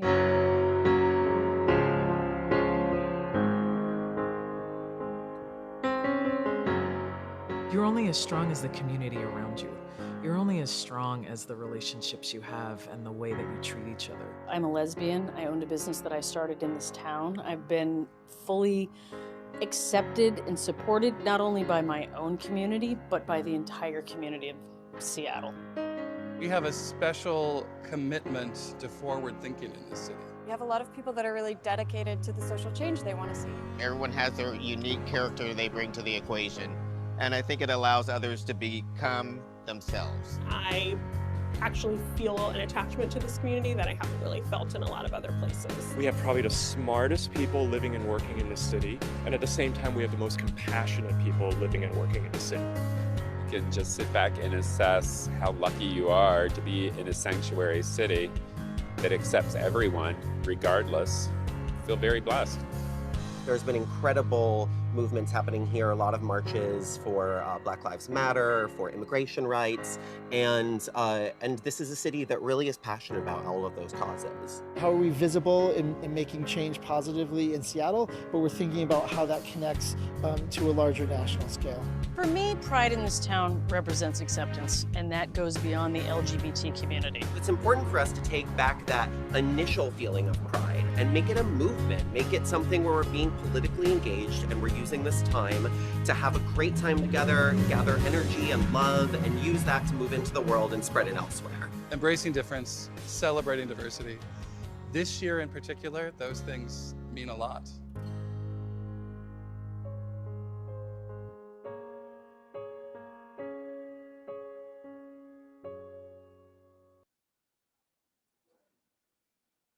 Okay, that spot is probably the one that most directly impacts on tourism and on how an entire city or even a country might be able to position itself as open, inclusive, and recognizing diversity. You know, we have so many transgender tour guides who are great at what they do. Does it matter what their gender preference is? Really, it doesn't, no? Here, should some cities consider branding themselves more closely as inclusive places? It's something to consider as far as tourism is concerned. Certainly some hotels already do. Obviously, it needs to be done with care and sensitivity. What about more tourism ambassadors from the LGBTQIA+ sector? Some lessons learned here. When done with finesse and sensitivity, advertising to the LGBTQIA+ market can be lucrative. The key is authenticity, I think, and it takes tremendous sensitivity to bring this across and to capture it. The Philippine travel industry itself has mainstreamed the gay sector, reflecting the values of acceptance and inclusivity. If we listen closely enough, I think the market will tell us how to best talk to them. A few last words, about FBS, Filipino brand of service. It's a matter of greeting. It's a manner of greeting that works perfectly well in pandemic times. And I'm just so amazed that the DOT decided to run with this even before the pandemic. So it's safe, it's heartfelt, it's consistent with our culture. It respects age, it respects personal space, and all other actions that flow from it are true Filipino values. So why limit it to tourism workers? I think it should be adopted nationwide by all. Thank you. Thank you very much, Ms. Emily Abrera. Okay, so our last speaker for this first session, we talked about gender fair language in the workplace, and we talked about gender in tourism advertising. So now let's hear how tourism educators can respond to the challenge. We did a case study on the UPAIT's experience in mainstreaming gender into the tourism curriculum. Professor Julene R. Dulnuan, welcome. Thank you very much, Randy. Am I in already? Can you please spotlight Ms. Julene? I'm okay. There. Go ahead. Okay. Thank you very much, Dr. Randy, thank you very much, organizers, for having me. Our topic is basically has been also been touched in the first two sessions, no, the two lectures of Professor Irish and Ma'am Emily. But anyway, this is our AIT experience. Next slide, please. Okay, so just a brief background of Linangan ng Turismo sa Asia. That's the AIT, established in February 1976. It's the first school in Southeast Asia to offer a 4-year degree program leading to a Bachelor of Science in Tourism. 4 years ago, that's academic year 2017, started offering a master's program. It's called Graduate Diploma in Tourism Development and Management, leading to a Master of Science degree. For the enrollment this semester, we have 223 students. In the proportion, of course, there are more females than males, and this has been very consistent through the years. Next, please. Okay, so our course, Gender and Tourism, was instituted in response to the university's call to promote gender equality. Initially, it was offered as a special topics course in 2005 when it was approved by the University Council. So as a special topics course, it is numbered Tour 197. Okay, it's a 3-unit course, and the prereq at the time was just Tour 110. Okay, as an elective, the tourism elective, this was offered to 3rd and 4th year AIT students, but this is not to say that it was not taken as well by students of other UP units as a cognate or as an elective. We, at the time, preferred to offer this course during the 2nd semester of the school year or prior to enrollment in practicum. I will discuss that eventually later. Okay, next please. So, what are the topics? Actually, what Prof. Irish mentioned a while ago, dinidiscuss din namin dito sa Tour 197. No? You talk about the concepts and definitions of gender, sex and sexuality, socialization and culture, gender and tourism work, and what also Mom Emily mentioned, tourism imagery and gender representation. We do that. And then there's gender in sustainable tourism development. And of course, gender concerns. Now, gender concerns, meaning to say sexual harassment in the college, in the campus, violence against women, concerns on sexuality and sexual orientation, gender discrimination, and sexist language. So the lecture of Prof. Irish a while ago, showing also the gingerbread, no? Ginagawa rin namin yan sa Tourism 197. Next, please. Okay. Pero, sinabi ko kanina, no, that we offer this during the... Good morning. Hindi ko marinig. Hello? Can you hear me now?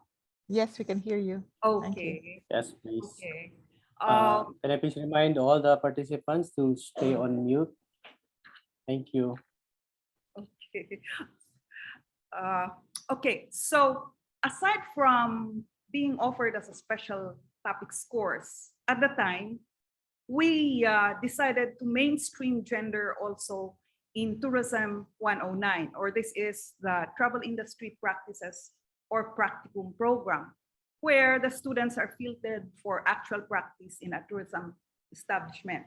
But prior to their assignments, we have a pre-practicum seminar where alumni would share their experiences about their work.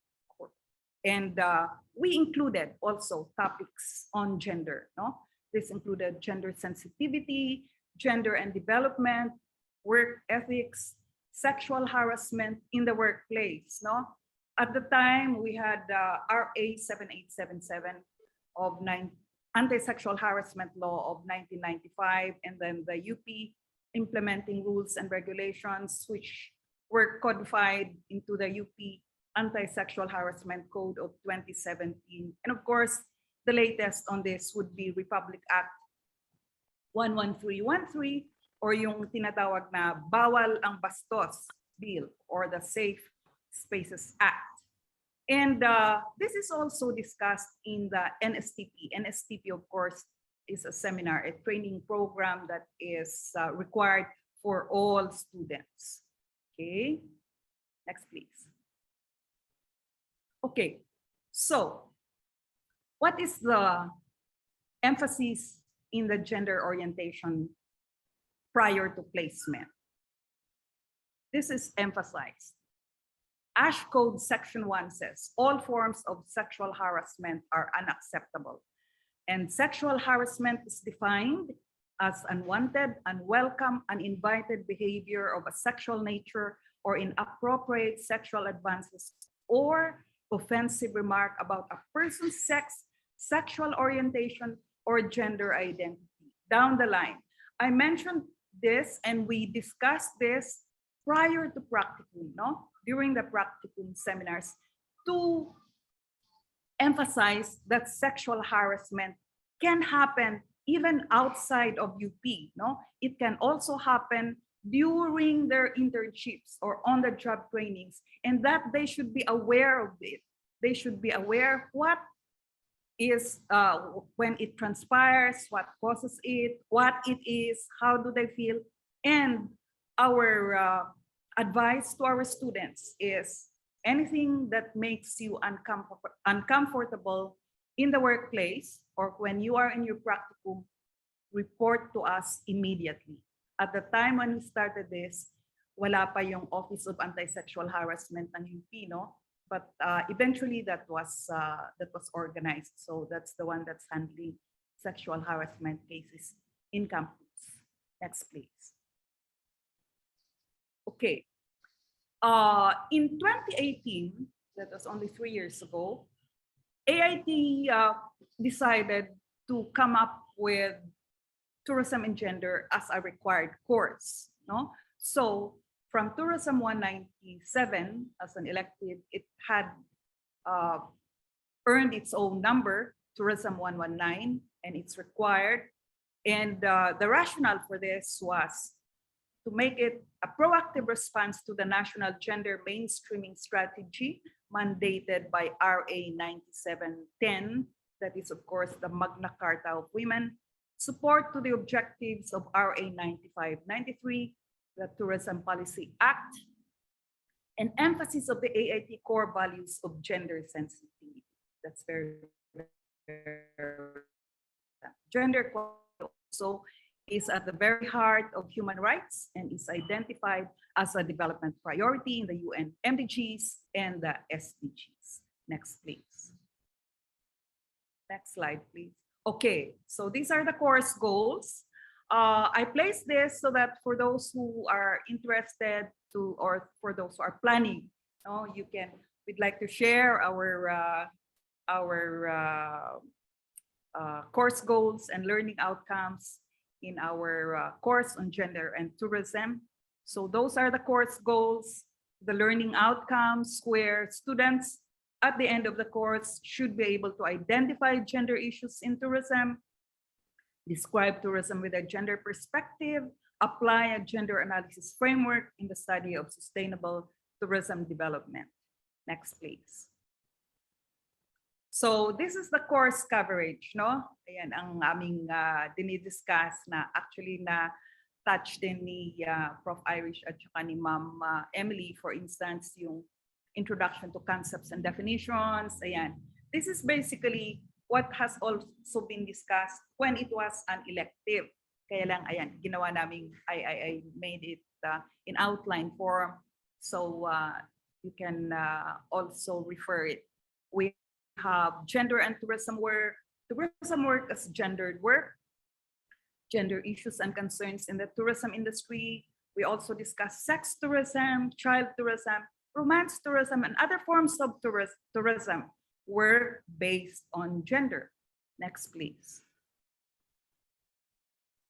There, tourism imagery, tourist perceptions, and gender representation. Ayan.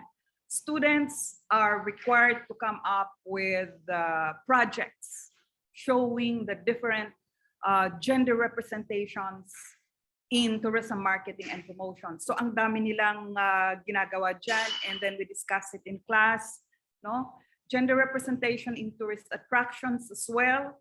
Gender imagery in tourist souvenirs. You know that viral man in Baguio, that tourist souvenir, if you know what I'm talking about. Yun. Those are examples of gender imagery in tourist souvenirs. And then gender in tourism development, gender issues in tourism development. Next, please.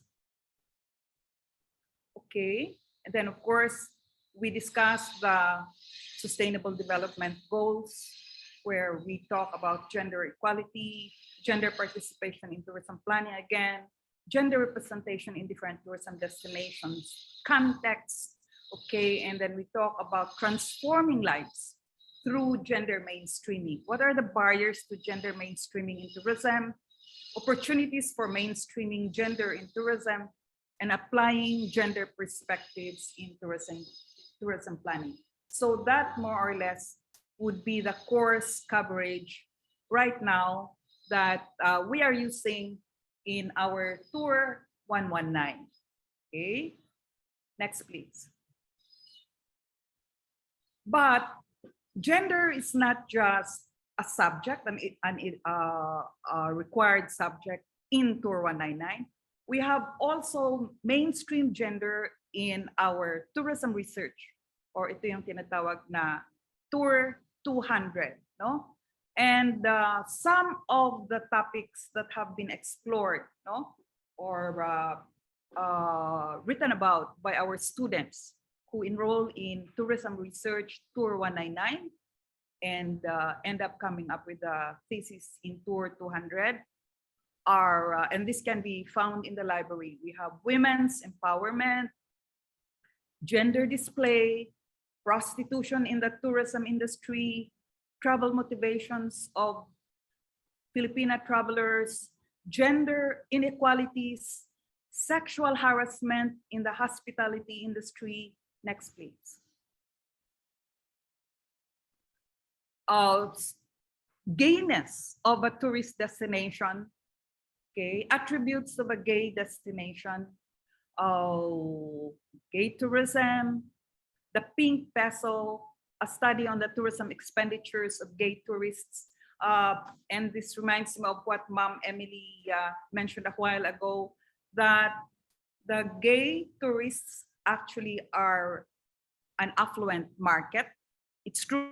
It was found out that the gay tourists in Puerto Galera, which at one time was also identified as a gay destination, they found out that the gay tourists were affluent. No, they were an affluent market. They also came up with studies on lesbian tourists, an investigation on the travel preferences of Filipino urban lesbian tourists, and many more. Marami pa yan. Okay? So, pero aside from, yun, Tour 200, Tour 199, that's the research, Tour 119, which is the required subject, and Tour 109, that's in the practicum. We have also been involved, or AIT has been involved in gender research, training, and extension work. No, we have collaborated with the Department of Tourism, the local government units, and other interested establishments who want gender training or gender awareness programs for their workers. No, the AIT also has a GAD focal point. Well, all colleges in the university would have a GAD focal point. And we have a very proactive GAD committee, no? Right now, our AIT GAD committee is headed no less by Dr. Randy Alampay. And they're the ones who look and implement policies that are gender sensitive, that works for the achievement of gender equality. Thank you. Maraming salamat po. Maraming salamat, Ms. Julene. So can we please highlight our speakers here? So we have a very quick question and answer. Okay. So Professor Iris, can we have the panelists spotlighted? Miss Emily, Miss Cherish, Miss Irish, and Professor Dunuan. Professor Iris, are you still here? Yes po. Okay, so may nais lang po ako sandali. Unahin na kita kasi baka may ano ka eh. I wanted to ask you about yung language. So you talked about language in the institutional level, yung mga sa forms, sa mga procedures natin. But on the interpersonal level, for example, working in a team or working in a working environment, like yung example na pinakita ni Miss Emily about yung sa coffee, okay? How do we make gender sensitivity a means to facilitate more inclusive relationships or ganyan, interaction, rather than making it a system na we're also worried that we're going to commit a crime na harassment or discrimination, diba? Kasi all the definitions and rules are constantly changing. So what's a basic approach lang na that allows us to be gender sensitive as well as Actually, siguro po ang pinaka-basic nga and pinaka-simple is really for organizations to conduct a regular SOGI orientation for people in the organization. I remember, di ko alam kung tama, I think may isang time na yung Starbucks, sinara nila lahat yung branches nila, kasi nga, they were bashed online because there was an incident involving gender. And parang people were like, you are Starbucks, so parang, what happened to you? You're supposed to be advocating for equality, and then, ang ginawa nila, parang pinasara nila lahat ng branches nila, on a particular place, tapos, they made sure that everyone went into gender sensitivity seminar. I think kailangan magbigay din ng espasyo yung mga consumers din siguro hindi lamang yung organization na nagkakamali talaga pagdating sa usapin ng gender kasi hindi naman ito talaga pa lalo na siguro for like the LGBTQIA+ community hindi pa ito masyadong kumbaga hindi pa siya mainstream as for example yung pagka-mainstream ng mga women's issues or feminist issues so I think importante yon but also on the side of the consumers I hope it also give time for the organization to learn to unlearn and learn yung mga ganitong paraan ng pakikipag-communicate sa kanilang mga stakeholders. I think mahaba-haba pa yung biyahe pero ako personally as a member of the LGBTQIA community natutuwa na ako kasi ang dami na ring kasi inabot ko pa talaga yung medyo talaga yung very discriminatory, oppressive yung mga ibang policies ng mga ibang industries. Pero nakikita ko ngayon, nagbabago na ito. Like, very simple na tingin ko ay kinatutuwa ng mga tao. Itatanong talaga nila sa'yo, how do you want to be addressed po? Or how would you, ano yung name na itatawag namin sa'yo? Or like, yung preferred names mo. So yun, those are very, very simple ways that we can start. But like yung SOGI orientation, I think is a very important one for all industries, hindi lang naman ito sa turismo, really for all industries. Okay, one quick question. Paki-clarify lang po ito. Kasi nakakatanggap ako ng correspondence addressed to Mix Ramon Alampay. So paki-clarify nga, is mix a gender neutral term? Yes. Siguro, yon kapag ka hindi nila alam yung paano kung i-address ka siguro na pronoun. So talagang mix na yung ano. So minsan ako, personal natutuwa ako doon. So sabi ko, at least hindi niya ina-assume na ang aking preferred salutation ay Miss or Mr. Diba? So nandun, to be safe, yung iba nagmi-mix na talaga. So especially for people na hindi nila personally alam kung ano yung preferred natin na address. Bakit na-insecure ka ba? Hindi, kasi I understood it to have a very specific usage. Supposedly, those who yeah. don't necessarily Conform. identify as binary. That's true. Siguro okay na lang din to like parang let them know na I appreciate that you're addressing me as mix but I prefer to be called Mr. So minsan sa klase binibiro ko yung mga estudyante ko ng ganyan. So tatawagin nila ako sir. Sabi ko I still prefer to be called ma'am. Sabi ko kahit na mukha akong sir. So ginagano ko sila. So it kind of breaks the ice naman. Even in terms of how they would address us, parang ganun. So it's really about ganyan na parang more education, more awareness. I mean, like iba yung policy. Tapos yes. So you need to have the awareness and education para day to day it becomes natural, not so much. Thank you. And sorry, also if I may add na lang din, kasi syempre sa Pinas medyo uphill battle pa rin yung SOGI bill. So kung kaya rin natin, kasi nakakatuwa that there are organizations who are already spearheading having SOGI, but I think it helps if there's an enabling law.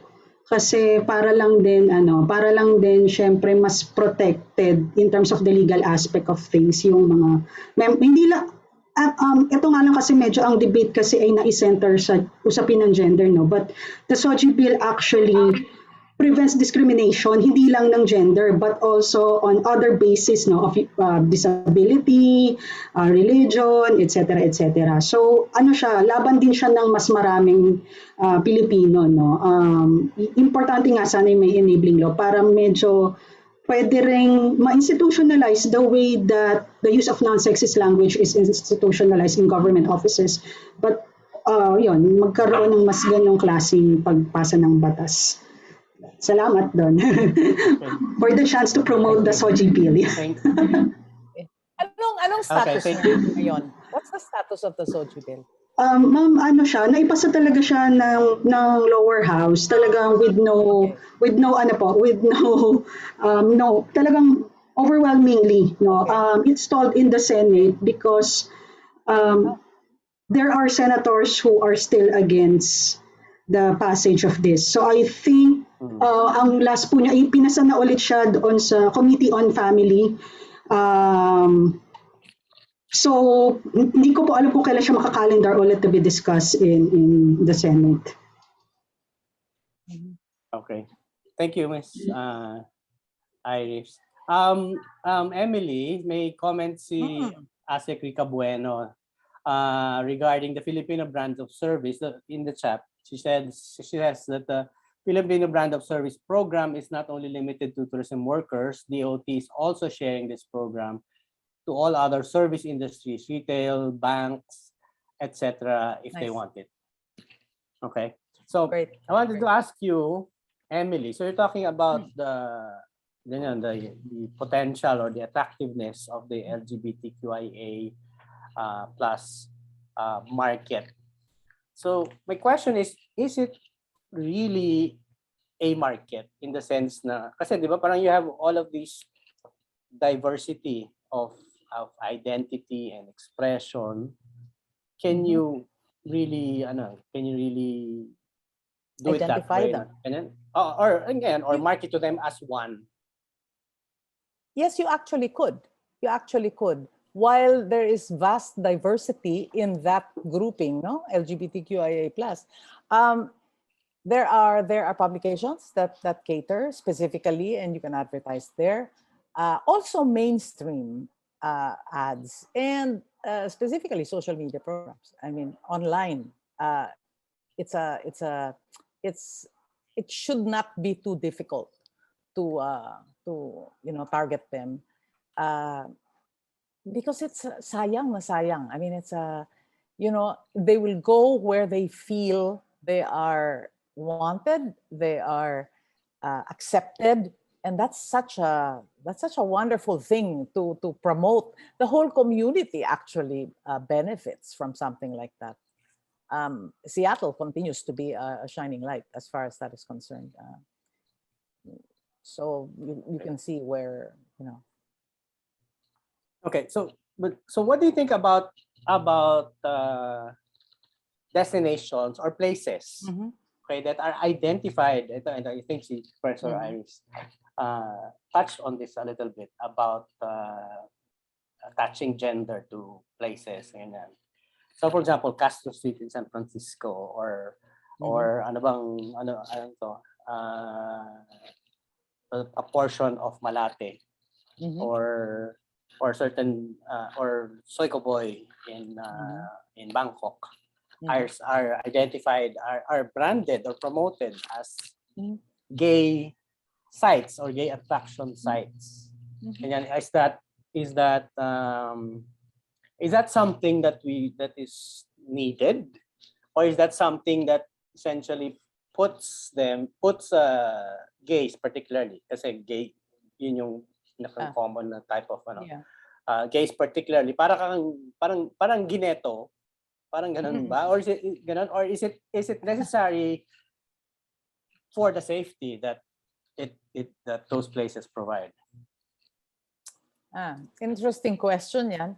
I guess there's a little bit of something. You can also say that nagagamit din sila, because then you have other people who go there to gawk. And this may or may not be something that is welcomed by that community. But, in society today, talaga namang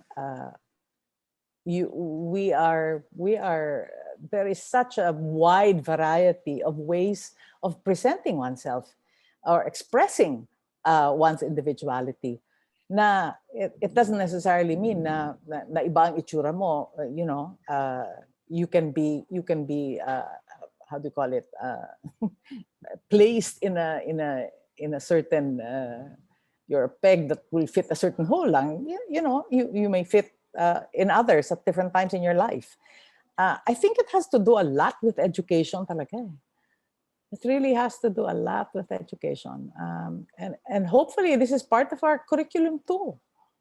I always said, if there are 10 million OFWs, then for every 10 people, 10 Filipinos, there's one OFW related to you, somehow. I also think the same thing. I don't think you'll find a family where you don't have an LGBTQIA plus. I'm pretty sure.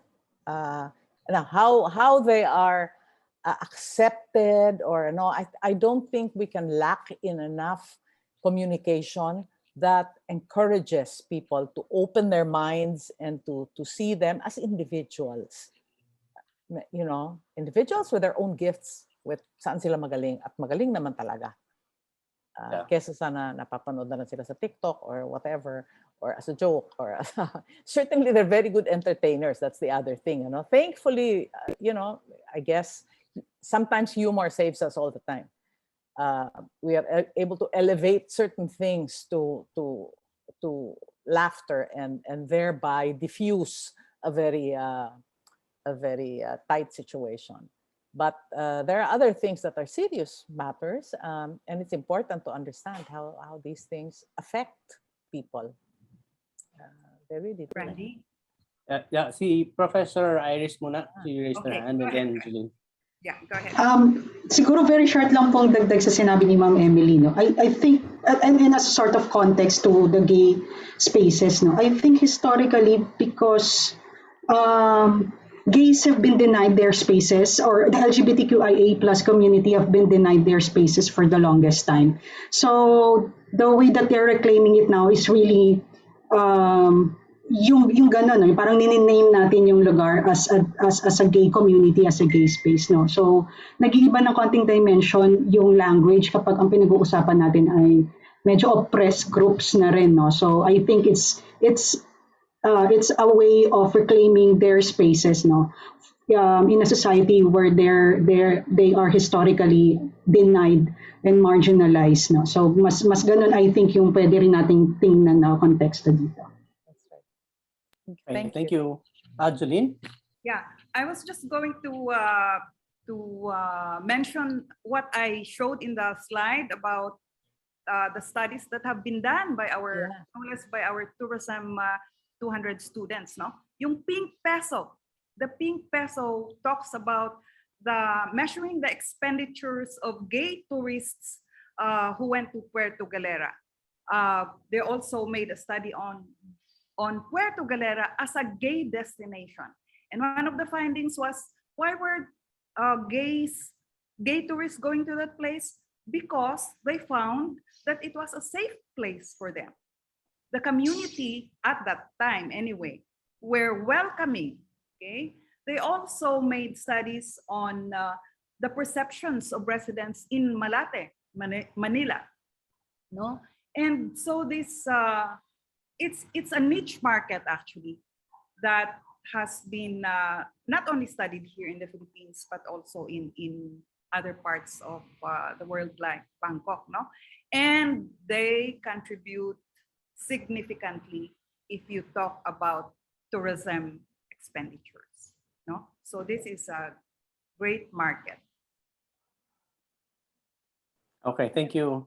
Thank you. And I was just reading last, some of, yes, go ahead. Okay. One last observation lang. Siguro, I think when you have a safe space like that, where LGBTQIA plus can feel safe, feel comfortable, it also attracts cisgender na are open-minded and are liberal because they want to be in a place where there are no hang-ups, hindi ba? Gusto rin nila yan. So it really encourages a diverse community. So it's always a good thing, I think. Okay. Jolene, I don't know if this is something that up your alley, but there's questions in the chat. Okay, so one is from Lady Purganan. How do we measure our progress, or what are the success indicators in terms of the adherence of the tourism industry to gender and development and sensitivity? And then a related, maybe a related question from Alan Paul Tang of Miriam College. Can there be a gender framework that can be the basis for tourism and hospitality industry on GAD, or is there a gender framework for tourism and hospitality on GAD? Of course, there's a gender framework. Whenever we talk about gender, and we always talk about gender equality eventually, right? Is there, how do you call this? Is there progress? Definitely, there's progress. In the case, I will just give an example. For instance, in our Tourism 199, where we discussed those anti-sexual harassment laws, no? And there was a time when one of our students, practicumers, was actually harassed and reported it to us. And what we did was to call immediately the attention of the establishment concerned. And the establishment concerned came up with a gender committee. You know, they came up with a gender awareness programs. They wanted to know more about ano yung tinatawag na sexual harassment, etc. At the time, so binigyan namin sila, no? And they were very, kasi talagang sabi namin sa estudyante, i-report natin, no? So ito ay, these are things that should not be hidden. And that was a good reaction, a positive reaction on the part of our partner institution. No? Hindi lang minsan yan. There was also a case where the guest was removed from that hotel when the practicumer reported that she was harassed. Right there and then, sinabihan kami, wala na yung guest na yon. Bahala siyang maghanap kung saan siya mabibilit. But we don't condone actions like those. So, meron naman. Actually, the tourism industry is proactive. It's just a matter probably of also recording, no? Writing about our experiences. Ayan siguro ang medyo kulang, no? And sharing these experiences to others, no?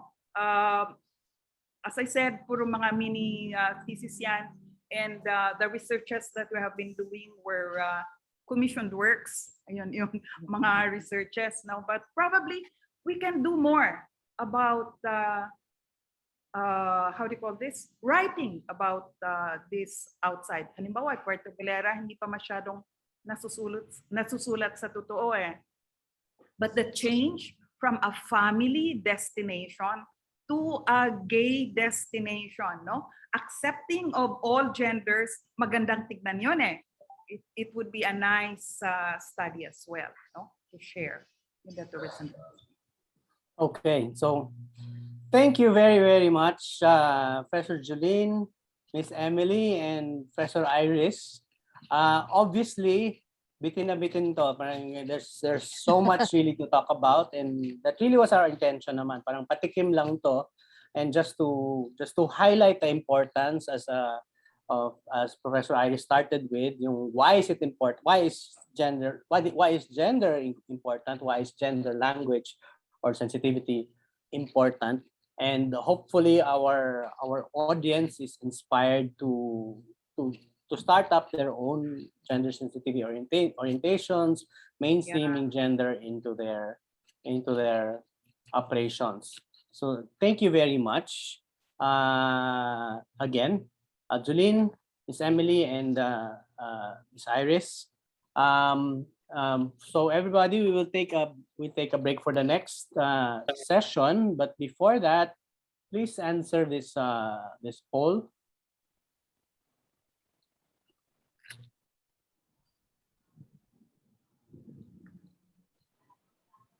Randy, because we've got a very interesting discussion. We will forgo the break. They can bring the revise with them wherever they want to go, but we will do with a poll. And I believe Beth is ready to catch the relay race with you.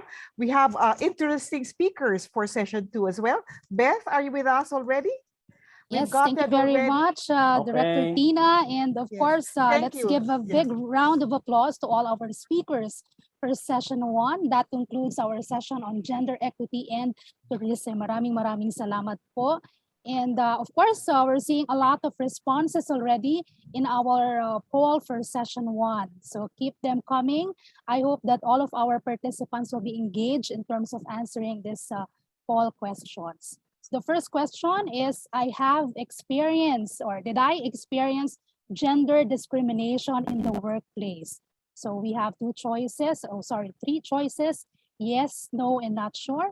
And I can see the statistics right now that 70% of our participants says that they have not experienced gender discrimination in the workplace, while 20% says yes, they experience gender discrimination, and 10% are unsure. So I think that's very positive and encouraging. 70% have not experienced gender discrimination. The second poll question is, do you believe that there is gender equity in your home, school, and workplace? So home, school, and workplace. So 74% says yes. They feel that there's gender equity in their homes, schools, and workplaces, while 18% says no, and 8% says not sure. The third question, have you ever thought your gender has played a role in missing out a promotion, key assignment, or chances of getting ahead? So factor ba yung gender in terms of missing out a promotion, key assignment, or chances of getting ahead.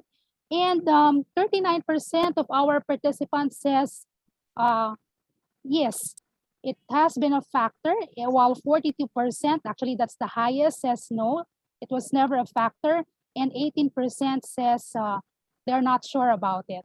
So thank you very much for being responsive, and thanks a lot for sharing the poll questions to Tech Team and Director Tina. Maraming salamat. And I just would like to have some sort of a change, because very interesting yung ating session 1, and so you may want to use the emoticons right now if you've learned a lot from our first session.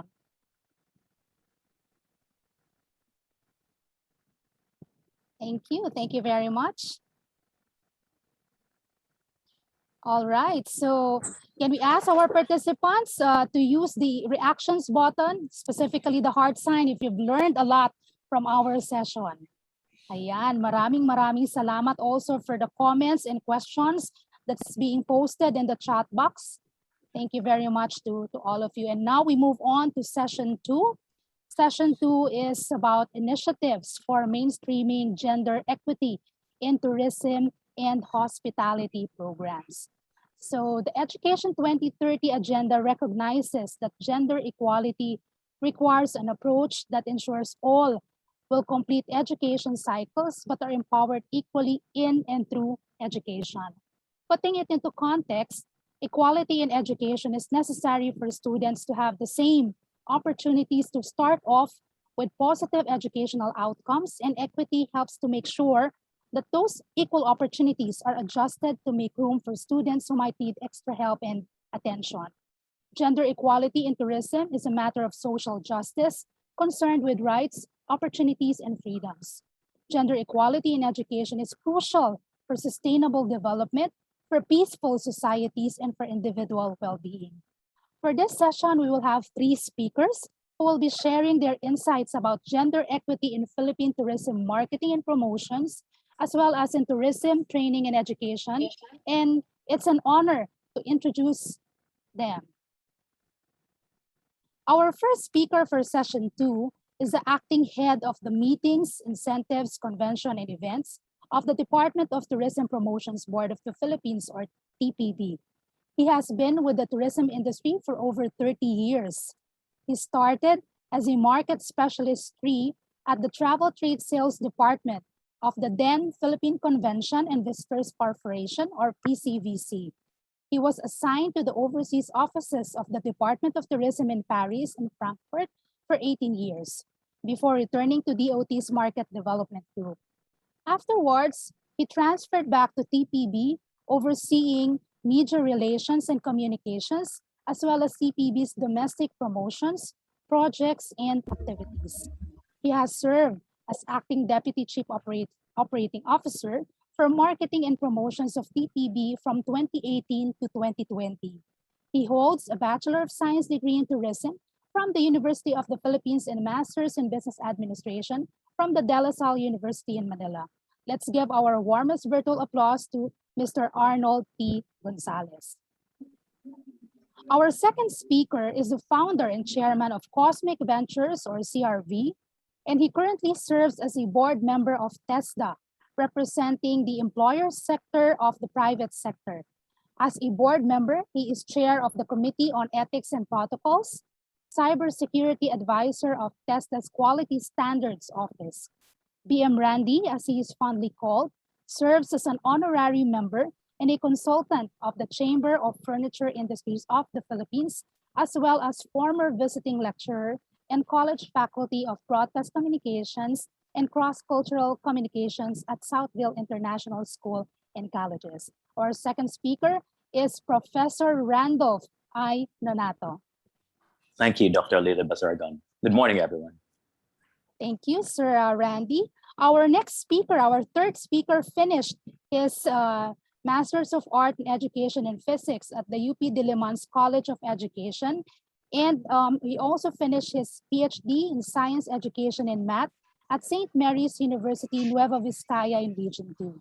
He was officer in charge in the Office of Assistant Schools Division Superintendent in Nueva Vizcaya and Quirino provinces before becoming the Assistant Bureau Director of the Bureau of Curriculum Development under the Curriculum and Instruction strand of the Department of Education. Ladies and gentlemen, our third speaker is Director Samuel R. Soliben. Good morning. Thank you very much. So I'm sure it's going to be an interesting and exciting session. And of course, let us start with Sir Arnold. Sir Arnold T. Gonzalez, I'm going to give you the virtual floor right now. Thank you very much, Ms. Beth.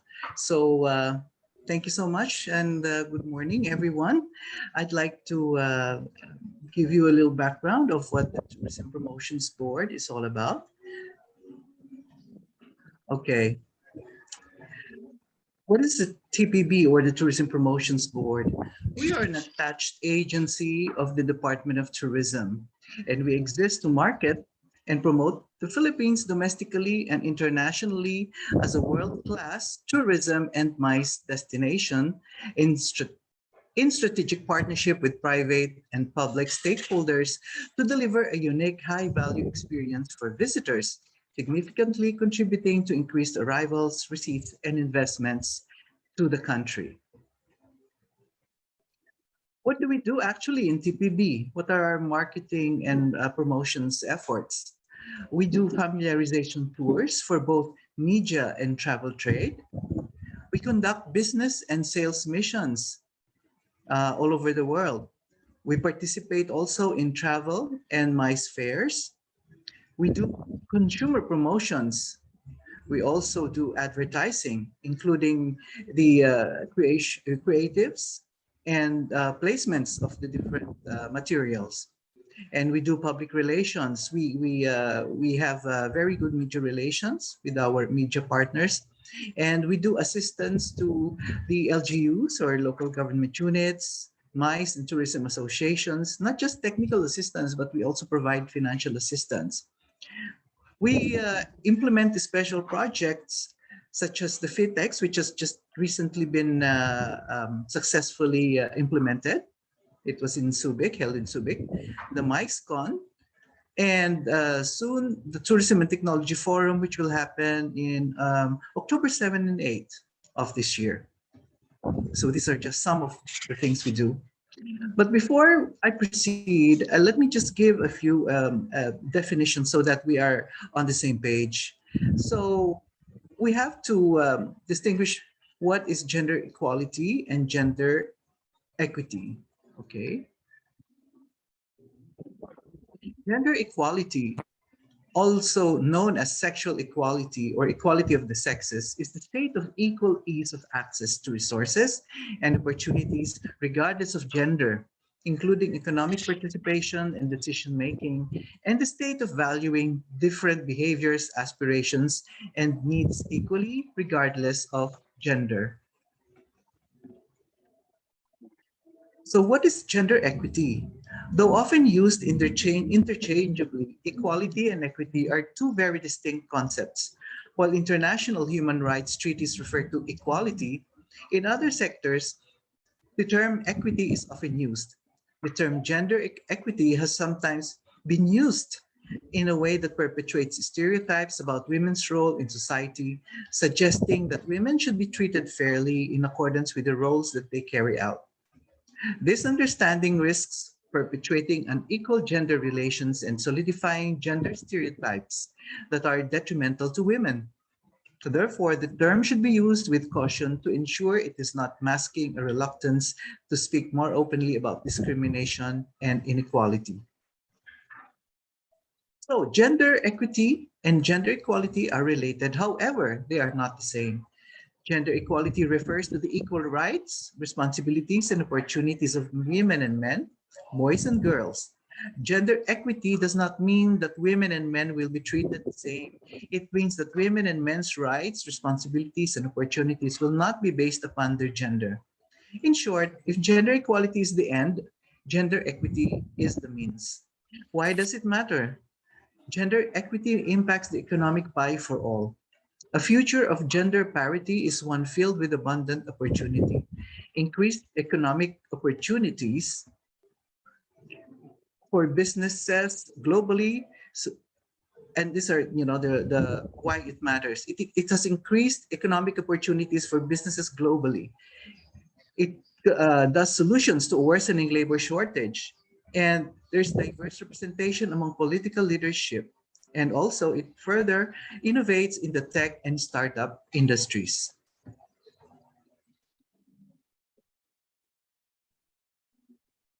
So what are the efforts being done by our office to remove gender biases?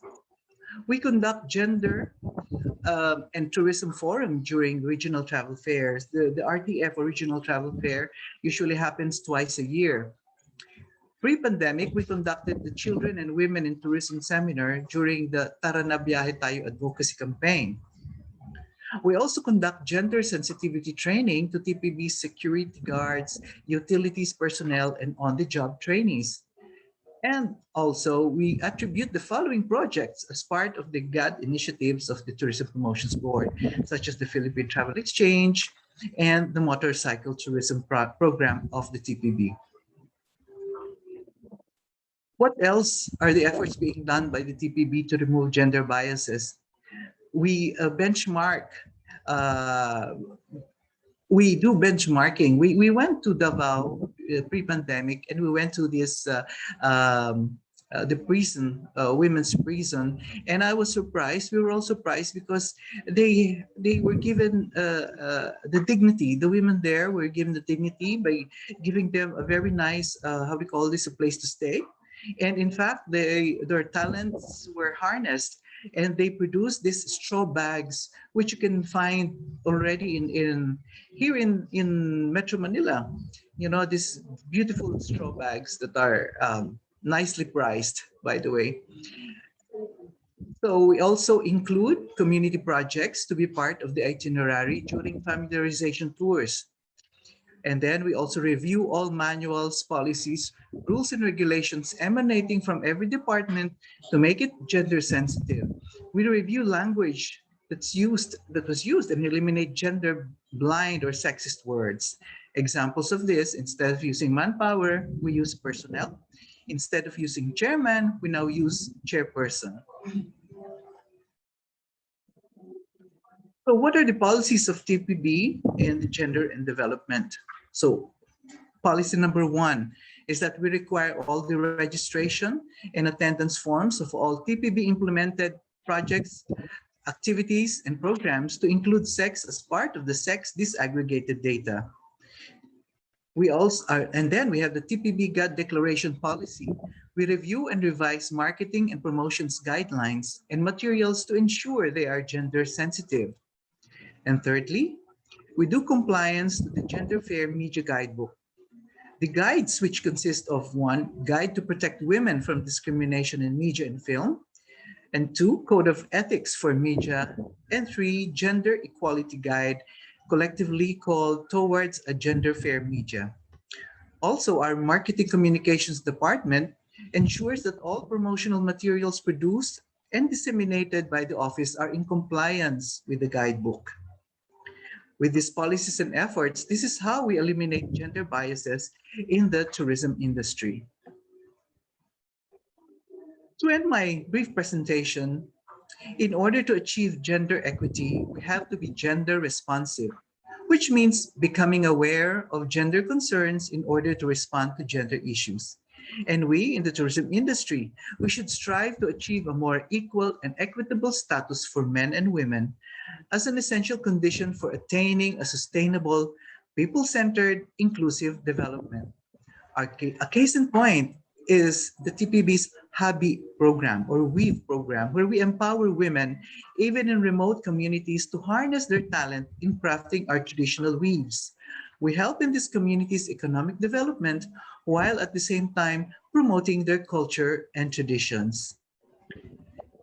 And with that, ladies and gentlemen, I would like to thank you. And from us, from the Tourism Promotions Board, we would like to say, mabuhay. Maraming salamat po.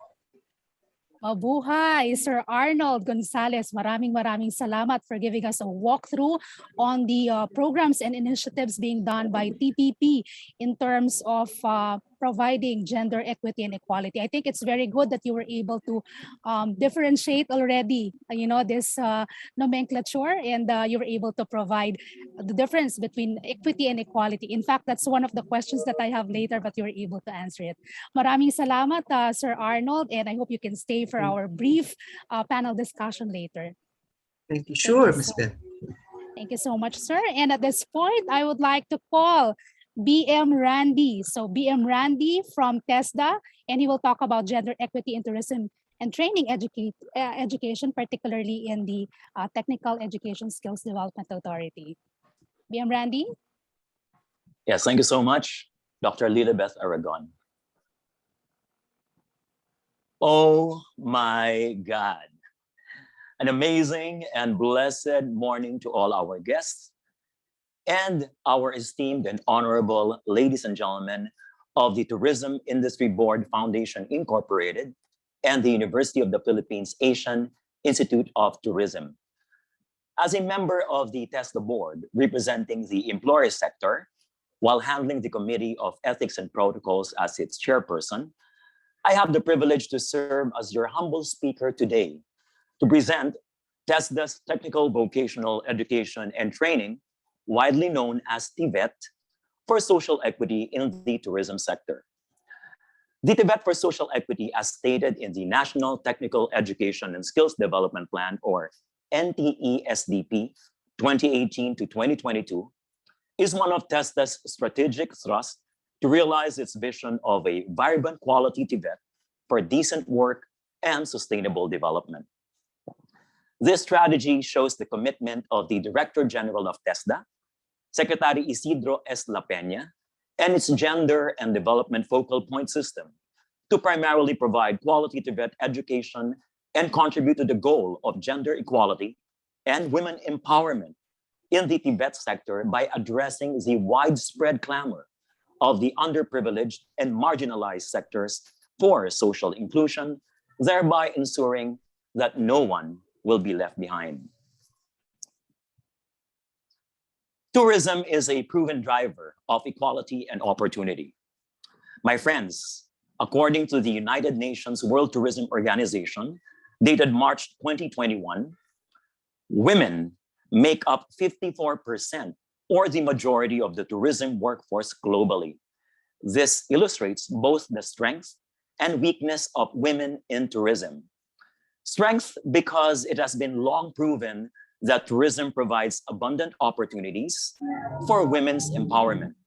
But women in tourism are also often concentrated in low-skilled and informal work, which hit the sector's women fast and hard during this unprecedented COVID-19 crisis, therefore showing its weak side.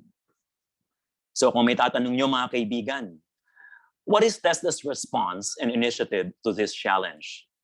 Well, the answer is vividly clear. Malinaw po ito. Gender mainstreaming. May I repeat that? Gender mainstreaming in TESDA skills training and scholarship programs to ensure that gender equality and women empowerment concerns are at the center stage of the agency's plans and efforts. Now, based on the study entitled Gender Profile of the TIVET Sector dated 2017, TESDA has successfully contributed in closing the gender gap of women and men in terms of equal access to scholarships and training in the tourism sector. This particular slide presents the TIVET enrolled and graduates in various qualifications or programs under the tourism sector by sex. From 2017 to 2020, there were more female enrollees and graduates with an average of 68% as compared to males with an average of 32%.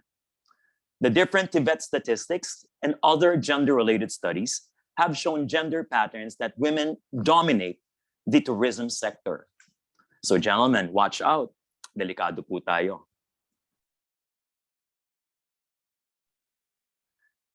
It is also notable that there are TIVET qualifications or programs that women and men tend to gravitate towards too. From the 4,085 registered TIVET programs under the tourism sector nationwide, this data shows the top 5 TIBFI qualifications or programs according to the most number of enrolled beneficiaries by sex for the year 2018 to 2021. The data reported similar preferred choices of TIBFI programs for both women and men, which are the following top 5 enrolled TIBFI qualifications, mainly bread and pastry production, cookery, food and beverage services, housekeeping and events management services programs. The female and male TIBFI beneficiaries are free to select their choice of qualification, and TESDA widely advocates for a gender fair environment in scholarships and training. TESDA also conducts a national competency assessment in each qualification or program, which will provide a national certificate to the beneficiaries for employment or entrepreneurship. As shown in this slide, a comparison of competency rates from 2017 to 2020 confirms that both women and men TIBFI beneficiaries have a high certification rate with an average of 95.3% for females and 94.5% for males. This report can be viewed as their dedication to pass the competency assessment that represents their skills, competency, and opportunities for high-paying jobs or self-employment. To further achieve sustainable development growth, TESDA also monitors the employment of its graduates. Binabantayan po natin ang maliwanag na kinabukasan ng ating mga mag-aaral, mga kaibigan. Based on the study on the employment of TIBFI graduates in the year 2018 to 2020, it reported an average employment rate of 70% for female graduates and 69% average employment rate for male graduates. This exceeded the national target of 65% employment rate based on TESDA's planning guidelines. TESDA also proclaims its slogan. Siguro po naririnig niyo na pong madalas ito. Sasabihin ko po ngayon at sana pwede niyo ring sabihin o banggitin sa inyong mga kinalalagyan. TESDA, abot lahat. Symbolizing the spirit and intent of the agency to implement gender-responsive programs and projects through the TIBFI for Social Equity strategy. This ensures that those who have less in life will definitely have more in TIBFI. This data focuses on TESDA's GAD or GAD attributed programs through the scholarship programs of the agency by effectively mainstreaming gender and development principles and mechanisms.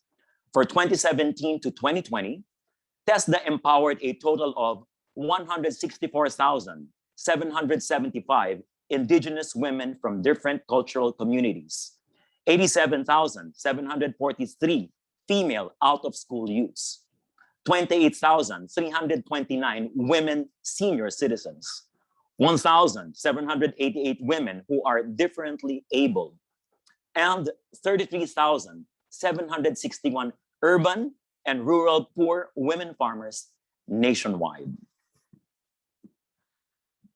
Further promoting gender equality in TIBFI in the same years, from 2017 to 2020, TESDA was also able to provide the needed training skills to a total of 24,599 urban and rural poor male farmers, 20,467 male indigenous people, 18,893 male out-of-school youths, 1,422 male differently abled persons, and 9,173 male senior citizens. Certainly, these are more than just sex disaggregated data. This strongly shows that access to TIBFI through scholarship programs have reached the marginalized and vulnerable sectors of our society.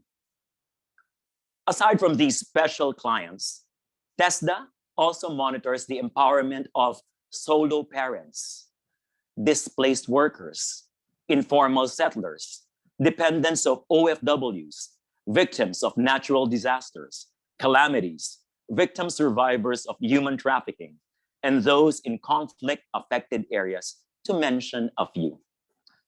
Through these programs and mechanisms, TESDA is truly providing quality TVET for all. Muli, TESDA, abot lahat.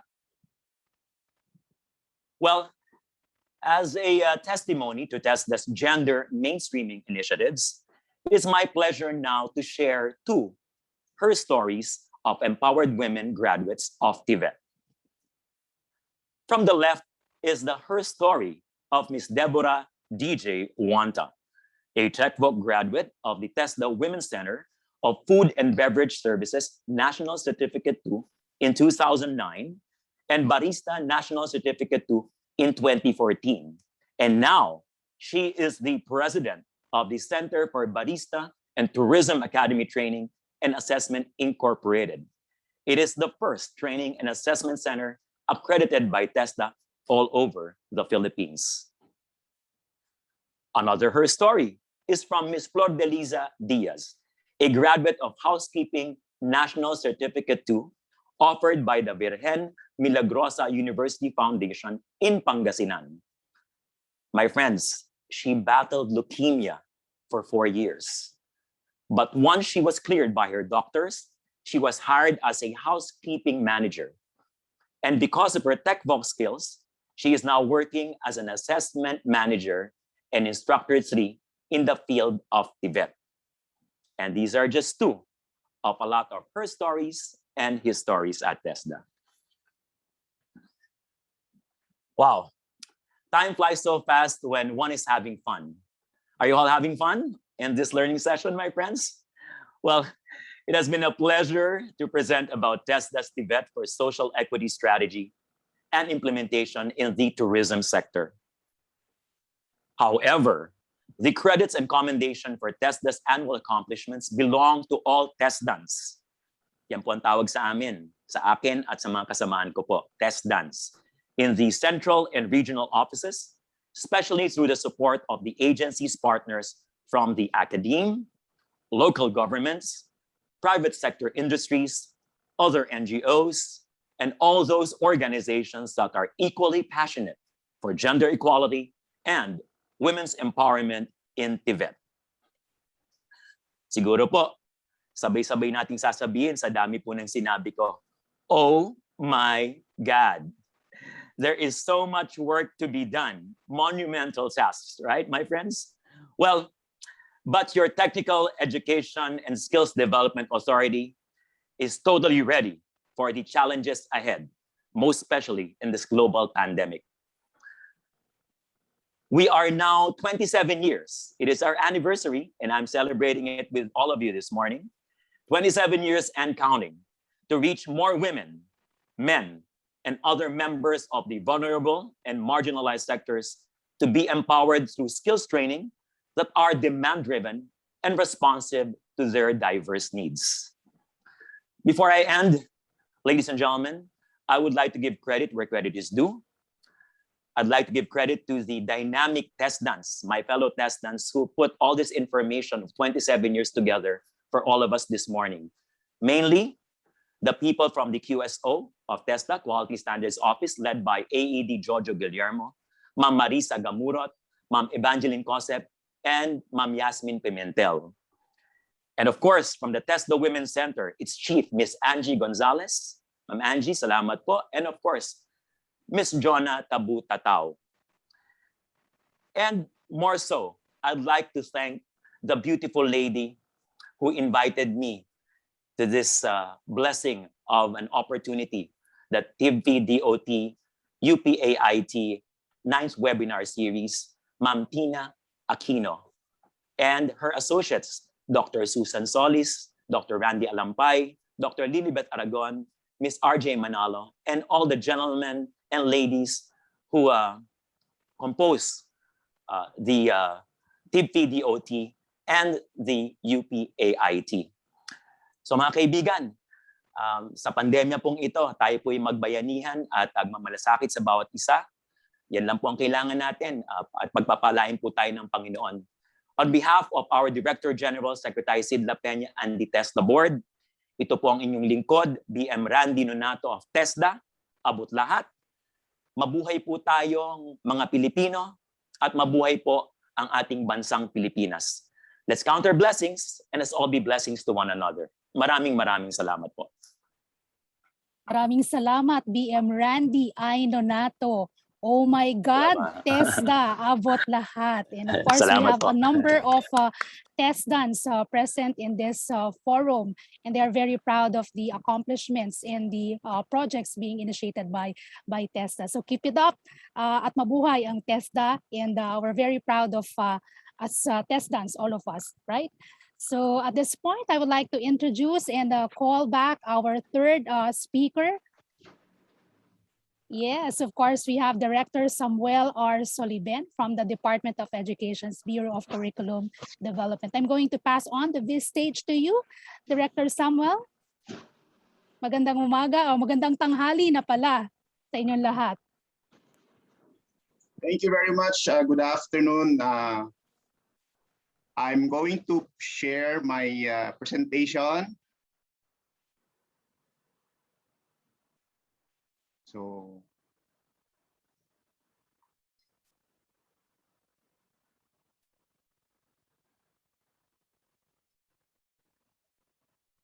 do you already see my presentation, ma'am? Yes, Director Samuel. Thank you very much. One great afternoon to everyone. So, in behalf of our Director Jocelyn D.R. Andaya, of the Bureau of Curriculum Development under the Curriculum and Instruction strand. Please allow me to share what I have prepared for this activity. First, let's consider some important activities done already by our senior high school students. By sharing with you some of their practicum evidences, like for example, on the food and beverages services and events management series. And the event was holding a parents' night. So as you can see them here, they are preparing for the said event. Okay, and also you see how they cooperate with one another, how they collaborate in order to make the parents' night very memorable for their parents. And during the parents' night, you would see them with their children, and of course, all of these were made possible because of our senior high school students.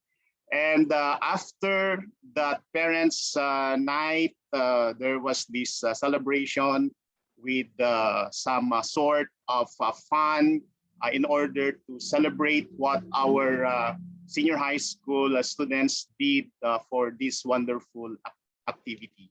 I shared these slides because they are very relevant to my presentation, and it has something to do with this. So I have here 4 major bullets: the gender responsive K-12 basic education, which was anchored on the K-12 law, also known as the Republic Act 10533, and at the same time connect this with the mission statement of the Department of Education.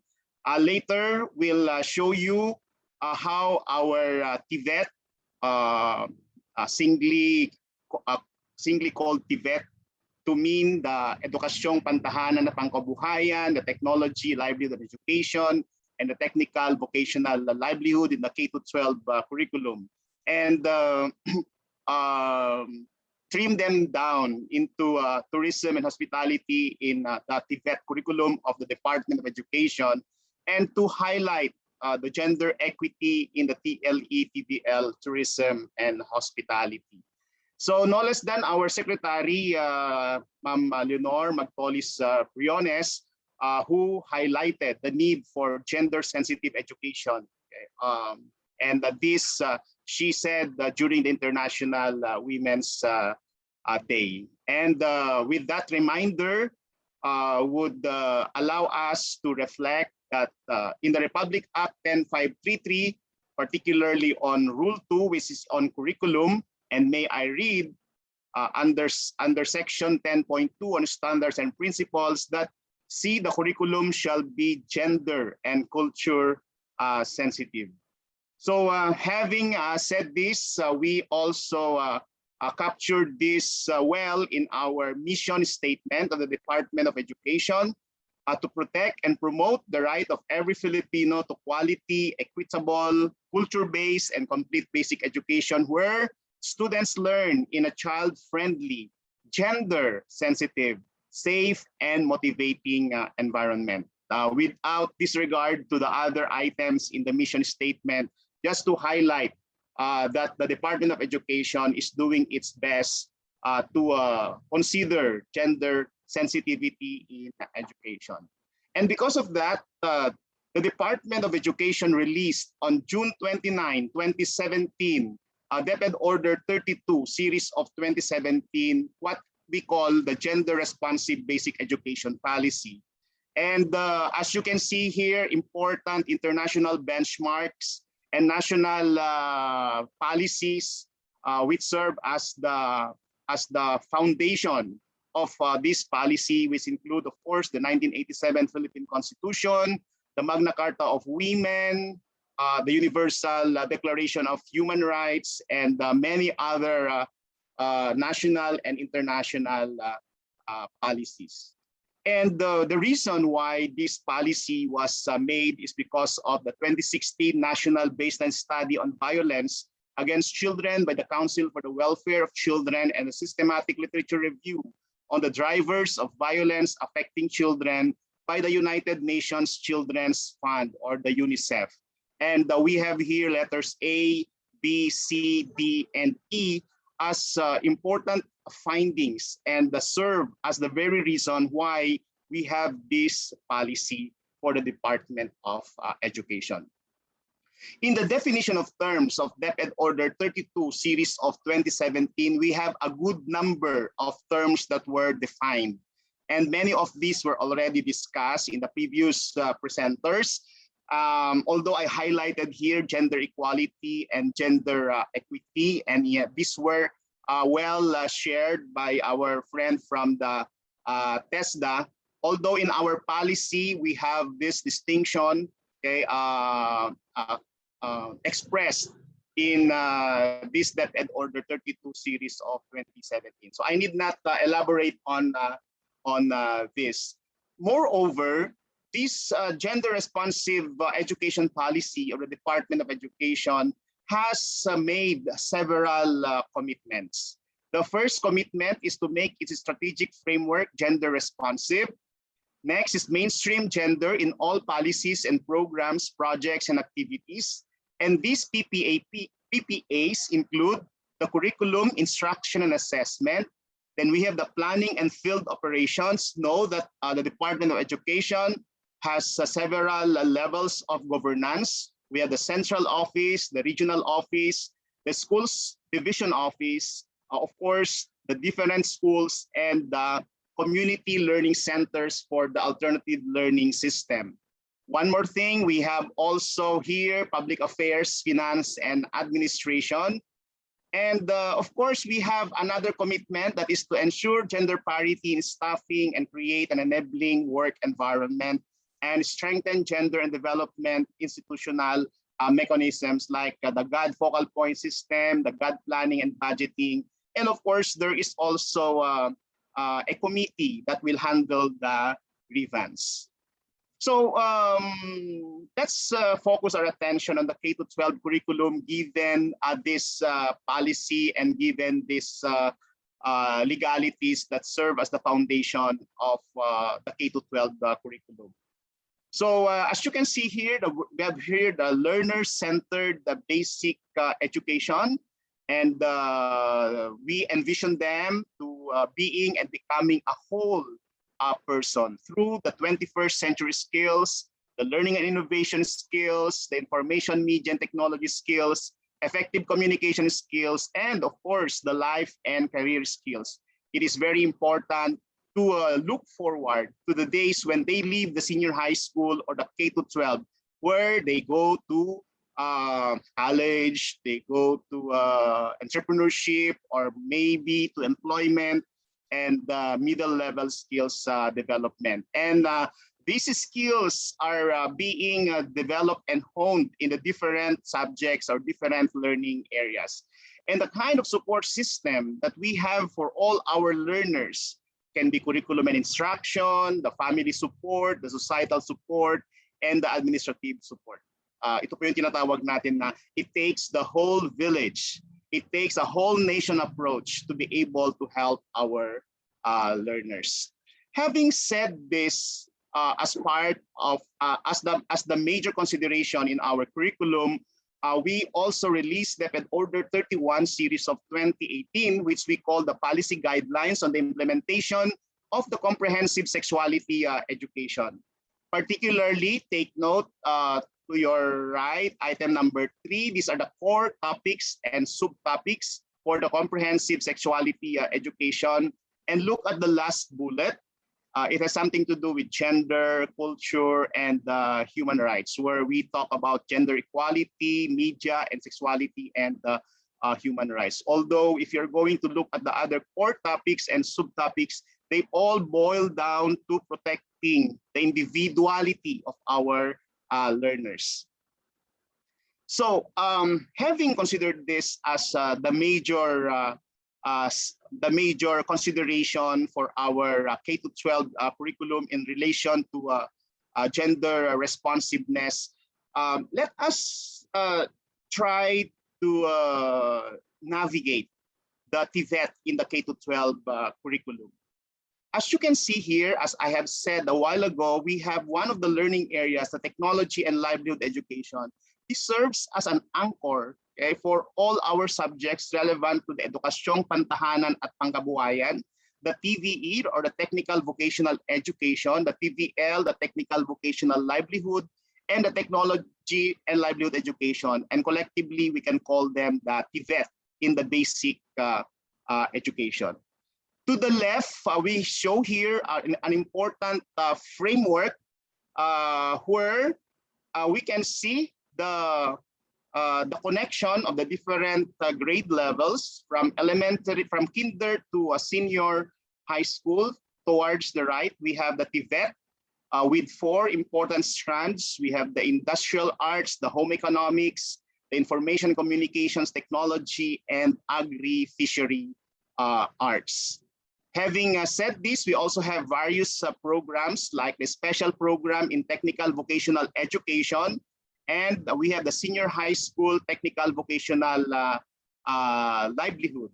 And as I have said, when we talk about this, we also have these various legal basis for the DepEd TIBFI.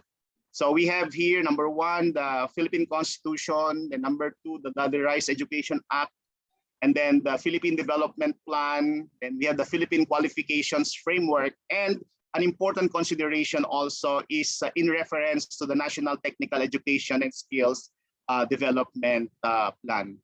Note that in the DepEd TIBFI specializations, we have 4 of them. We have the home economics, like beauty and health care, wellness, massage, dressmaking, frontline office services, travel services, cookery, household services, hairdressing, tailoring, caregiving, food and beverage services, bread and pastry production, housekeeping, tour guiding services, tourism promotion services, attractions and theme parks tourism, handicraft for needlecraft, handicraft for fashion accessories, then handicraft wooden, and then 20 handicraft leathercraft.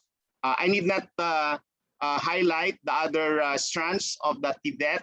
I focus on the home economics to also include fashion design, hairdressing, barbering, bartending, commercial cooking, and event management services. And all of these, okay, are geared towards helping our learners become ready for higher education, middle-level skills development, entrepreneurship, and employment. Note that our first batch of senior high school graduates graduated in 2018. And therefore, by 2019, that's the second batch, 2020, that's the third batch, 2021. we have the fourth batch. So meaning to say, we already have 4 batches of senior high school graduates, and a good number of them graduated with agri-fishery arts, home economics, industrial arts, information communications technology.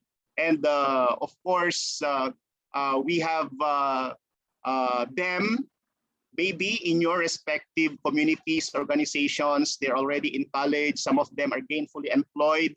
Others are on entrepreneurial activities, while others also are engaged in middle-level skills development.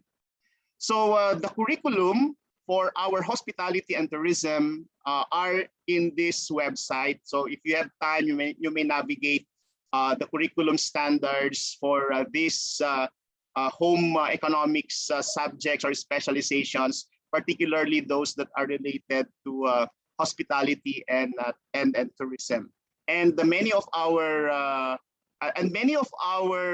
curriculum standards for HE specializations do not have the most essential learning competencies, because if these are based in compliance with the TESDA regulations, then we did not change any of our learning competencies in the senior high school TBL.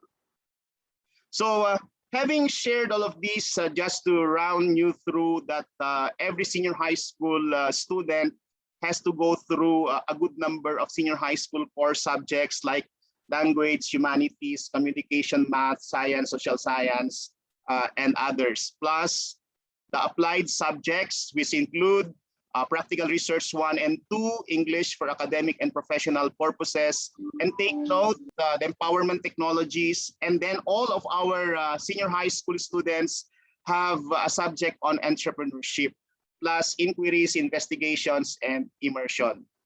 And of course, in the scheduling of the home economics specialized subjects where hospitality and tourism may be considered, this is called a mapping table, where learners who like to specialize on hospitality and tourism must be able to plot the different specializations that they like to consider, like housekeeping, attractions and theme parks, and event management services.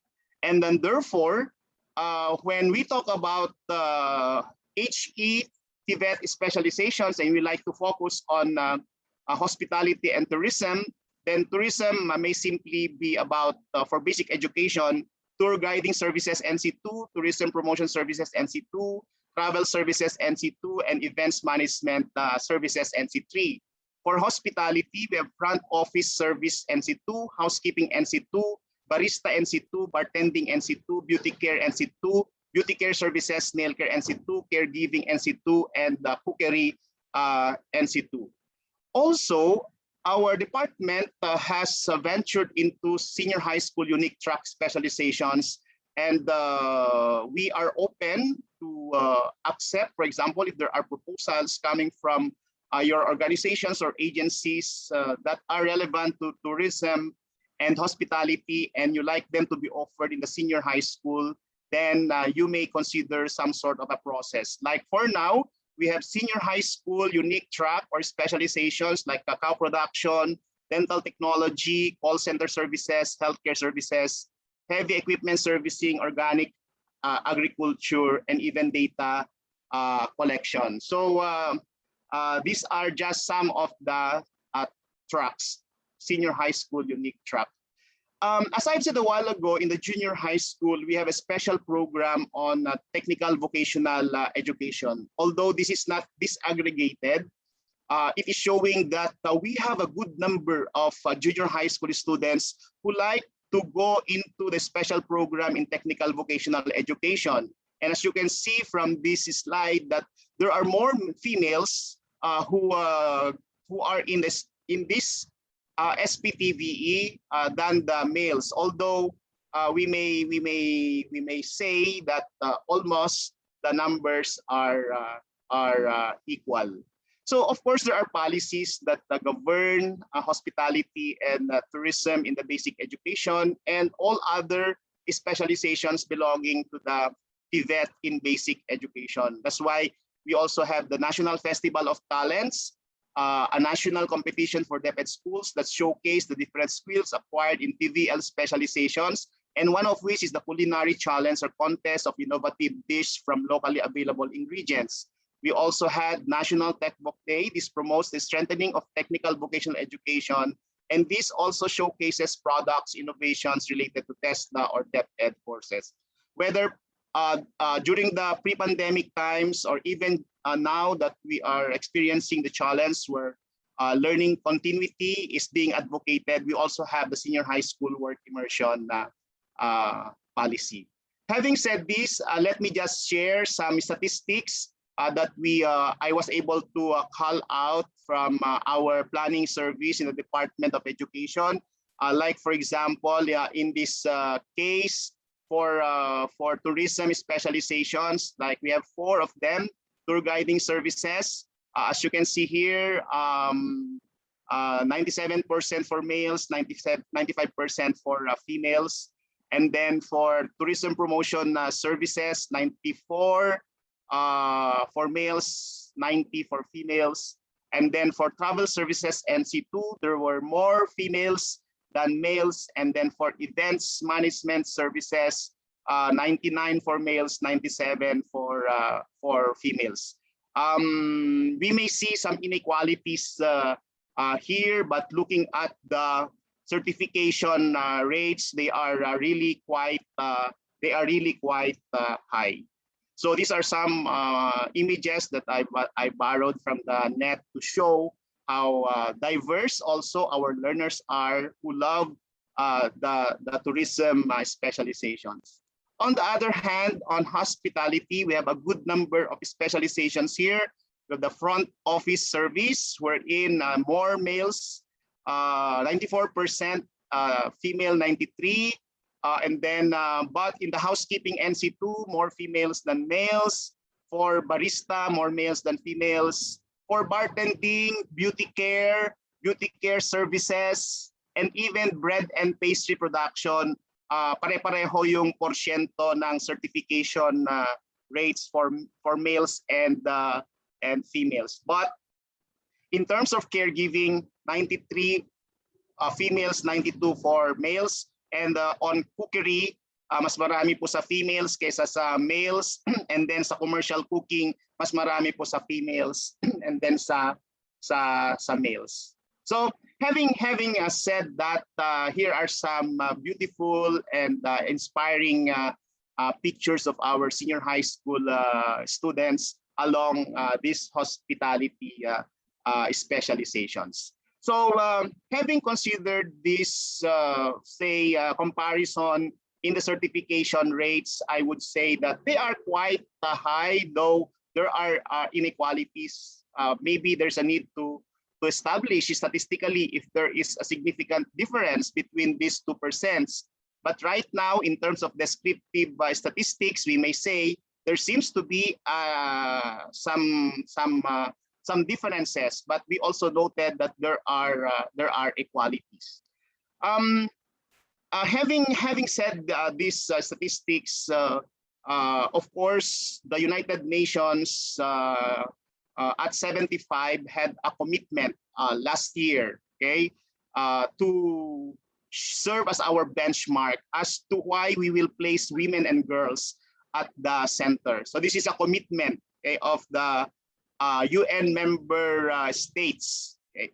I need not elaborate this, but it also said that because of this commitment, we also subscribe to SDG number 5 on gender equality. So we have to take note of the targets and indicators for gender equality so that every, for example, end of the fiscal year, we have to gather our metrics and data to be able to address these 1, 2, 3, 4, 5, and 6 targets. However, in the Global Education Monitoring Report for Sustainable Development Goals, it is also saying that achieving gender equality in education, we don't forget the boys. So there are some statistics here, like boys should not be neglected if gender equality is to be achieved in and through education. And then improving education outcomes for boys can help build a more equal society. The Philippine Institute of Development Studies, for example, released a policy issued a glance on how to help boys catch up in order to close the gender gap in basic education.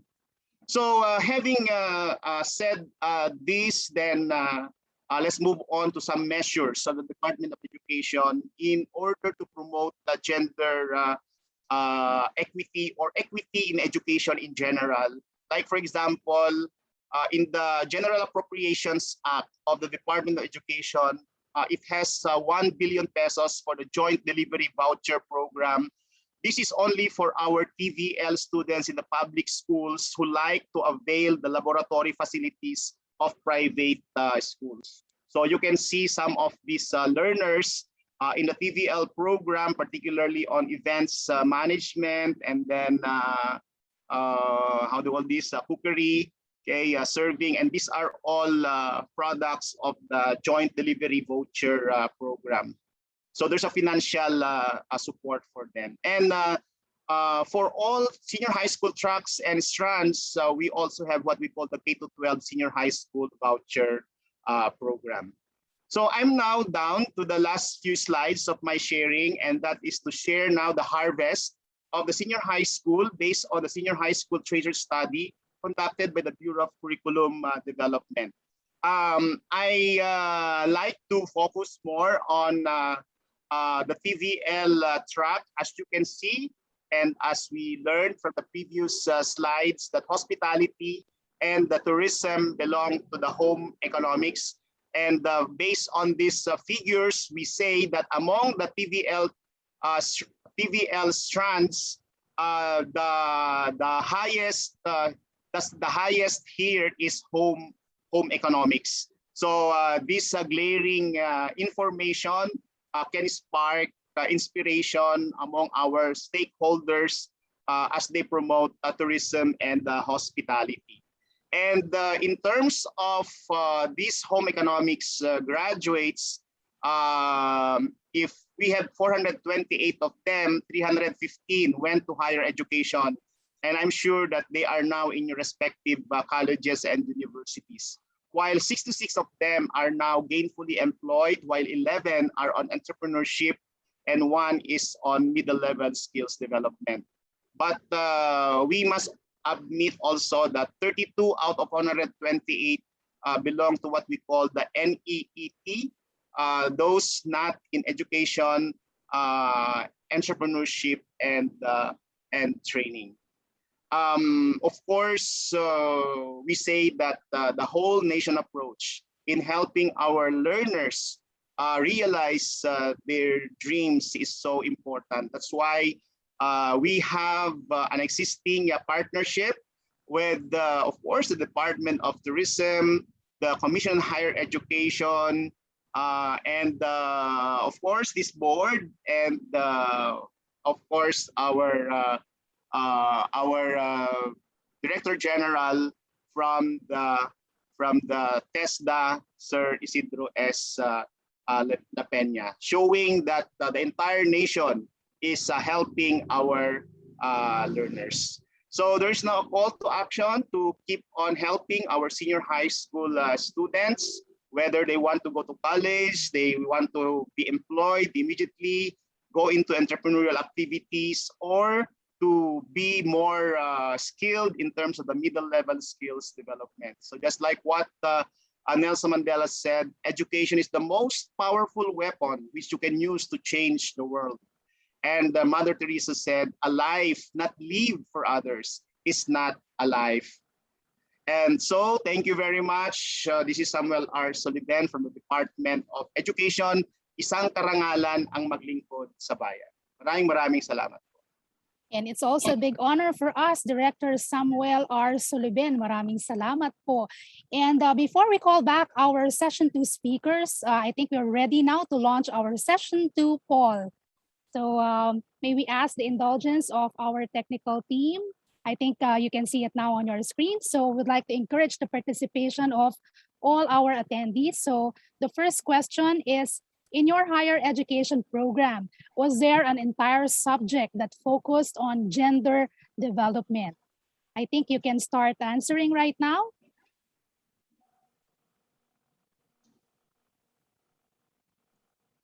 All right. Now we're seeing numbers and percentages here.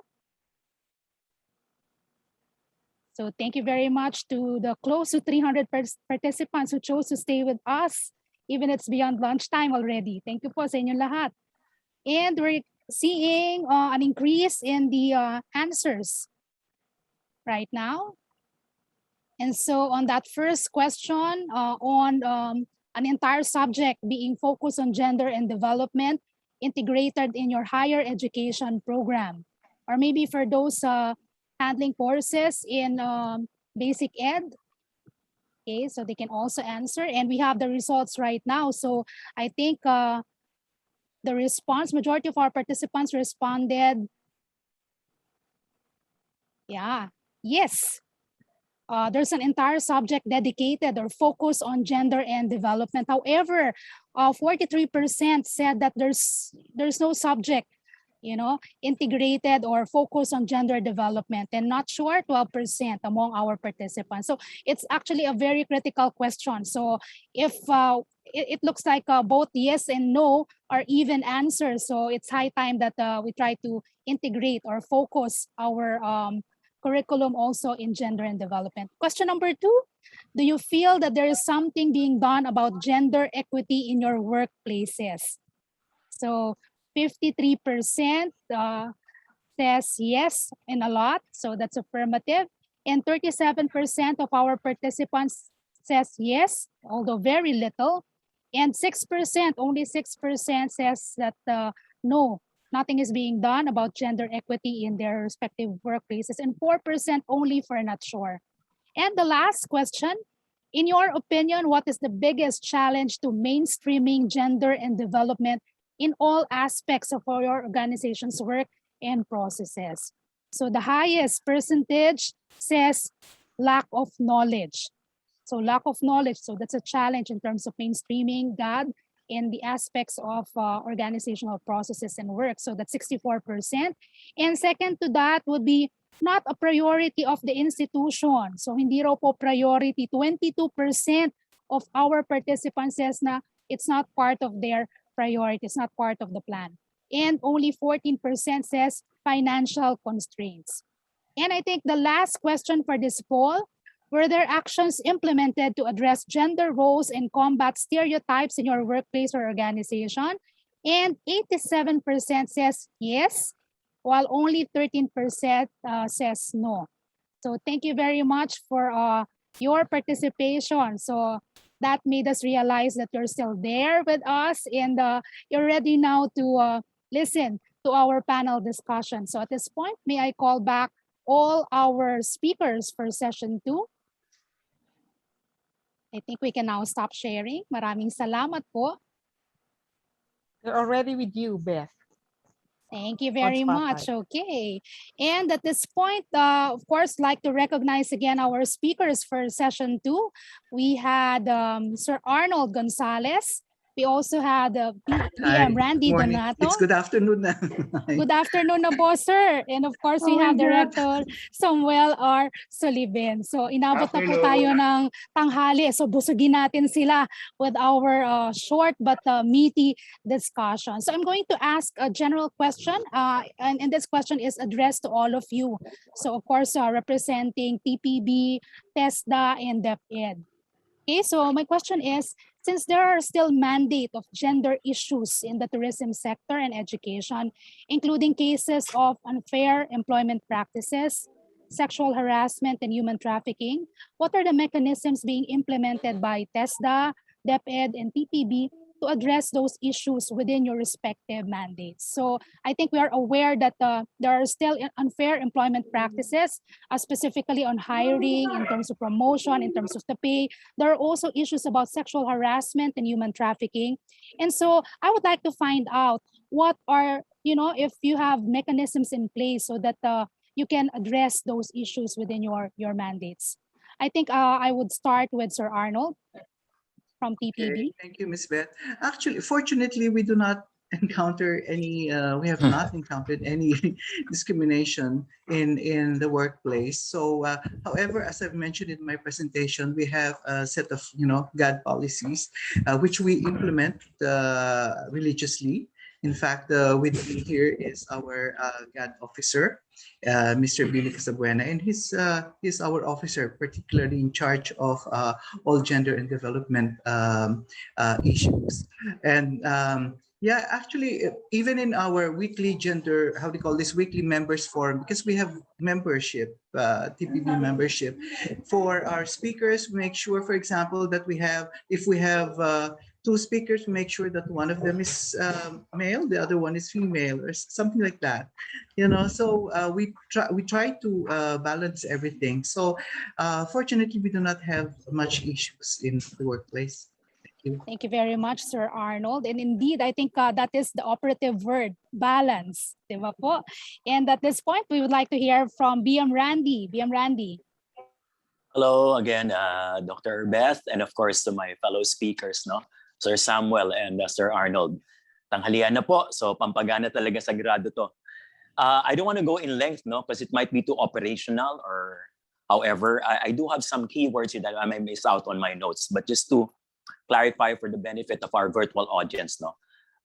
First, how does TESDA promote gender equality in Tibet, including those in the LGBTQIA community, which was actually more focused on in session 1. My friends, TESDA adheres to its GAD mandate under the Magna Carta of Women, Republic Act 9710. I'm sure our speakers would know that, in ensuring that there is no discrimination in the process and system in the TECVOC education and training. So even though I presented earlier the Tibet data on the number of female and male enrolled graduates and certified beneficiaries of the agency, the members of the lesbian, gay, bisexual, transgender, queer, or LGBTQ spectrum is very clear on that, because our first speakers earlier are definitely included in those numbers of Tibet beneficiaries. TESDA implements the gender-sensitive curriculum in many training institutions nationwide.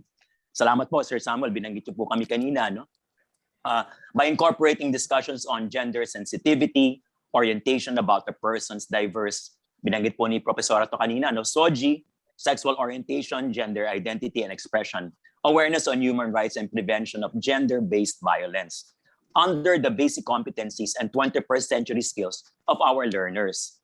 So these initiatives have proved to be essential in developing a culture of gender fairness, I mentioned that earlier, inclusiveness, and respect to everyone, including the members of the LGBTQ community, because they have the same rights, equal rights, and should avail of the same opportunities, just like anyone in the society. And next, you mentioned, Dr. Beth, about sexual harassment and human trafficking. I guess what's being harassed right now is our hunger pangs, Hopefully, I can answer some of it. TESDA has already established the Committee on Decorum on the investigation of sexual harassment cases in our TESDA offices and training institutions to prevent cases of sexual harassment in the workplace and in the training institutions as required by the Safe Spaces Act and the Anti-Sexual Harassment Law of the Philippines. Realizing that women and girls are still vulnerable to these gender issues, alam niyo naman po yan, lalo na sa Pilipinas, not only in the tourism sector, but in other male-dominated sectors as well. TESDA regularly conducts annual advocacy campaign activities during the Women's Month celebration. It happens actually every March. And during the observance of the End Violence Against Women campaign, or NVAW, VAW, Victory Advocacy Women, VAW, between November to December. So through these various platforms, different offices and training institutions tackle the issues regarding sexual harassment and other types of violence in collaboration with other supporting agencies such as the Philippine Commission on Women, PNP Women, and Children's Protection Desk. NGOs such as the Love Yourself Incorporated, and many more. Oh, we also provide free information, education, and communication, or we call it IEC materials, on the Magna Carta of Women, the Anti-Sexual Harassment Law, and the violence against women and children to test the employees, and most especially to our TIBET trainers and learners. So I hope I put it in a nutshell, Dr. Beth. So those are my thoughts regarding your queries. Maraming salamat, BM Randy, and I'm very happy to hear that you have a lot of initiatives and you already have a structure. And this is already, we are co-creators of learning here. And so I'm sure all of our participants listening right now were able to pick up different strategies to benchmark with the practices that you've shared, Sister Arnold, KBM Randy. And of course, we would like to hear from Director Samuel. Very comprehensive yung presentation nyo kanina, but I would like to address the same question. Thank you very much. Yeah, in our DepEd Order 32 series of 2017, we have there already a grievance mechanism. But of course, it all depends on the situation. Like, for example, when a teacher and a learner have this, for example, disagreement, there are also mechanisms to be able to address that. But everything in as far as human resources are concerned, we consider the civil service rules. And I'm sure that we all know about, especially on administrative cases or even sexual harassment cases, like what Sir BM Randy mentioned. But in terms of learners, for example, we have the anti-bullying policy. There are important procedural mechanisms there. And we have the child protection policy. We also have a separate policy for that, and this is in conjunction with this gender responsive policy. Amid the pandemic, of course, right now, our Office of the Undersecretary for Legal Affairs is now firming up a policy regarding child online protection. So meaning to say, because it can happen that some violations regarding gender matters can happen online, then there are already mechanisms that will address. I think that's the simplest way that I can give in response to the question. Thank you.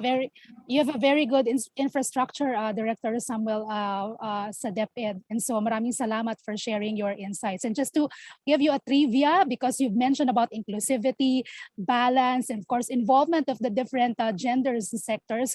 For this webinar alone, we have conceptualized, to keep a balance. So if you notice, we have 3 female and 3 male speakers. And we also have 1 male and female moderators. And of course, if you notice the color of our PowerPoint deck, it's purple. So it's a combination of pink, okay, which is the preferred color for female, and of course, blue for the male. And of course, we have all colors in between, so without any preference, but you can see right now. And I would like to proceed now with my second question, because not all institutions, whether education, training centers, and also public and private institutions, have the same infrastructure and set of policies already in terms of how we can mainstream gender and of course provide gender equality and equity.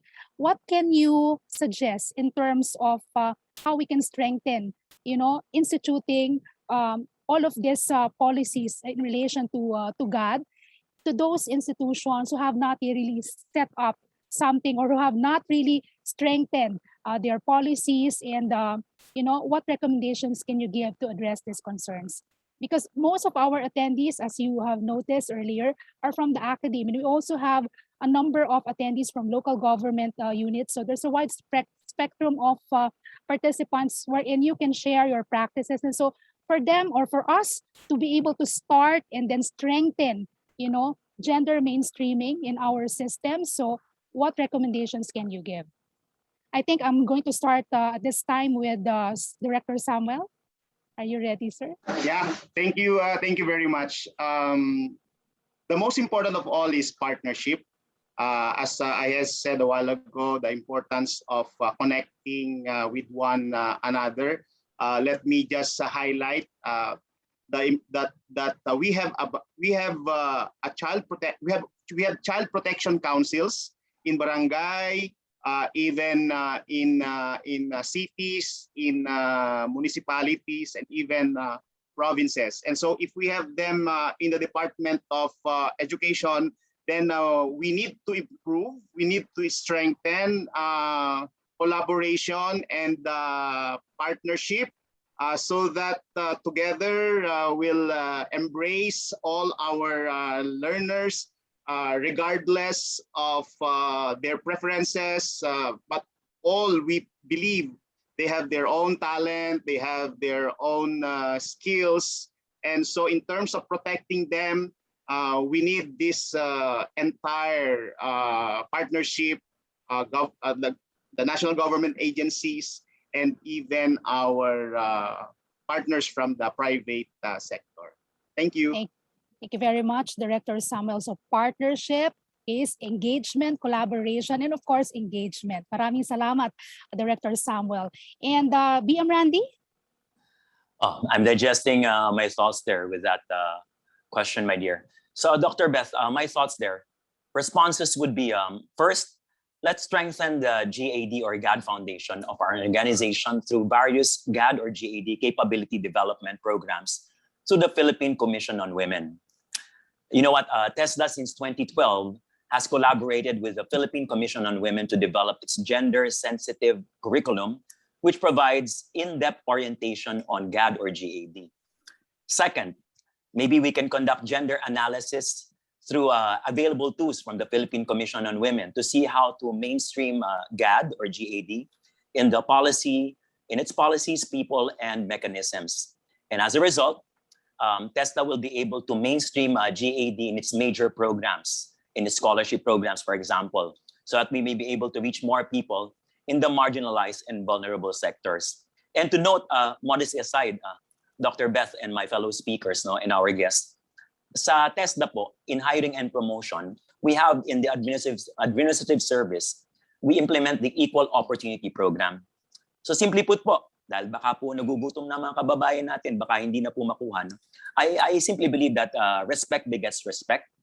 We simply have to have the keywords of inclusion. In the Bible, it says agape, unconditional loving. I guess all we need is love. Ano?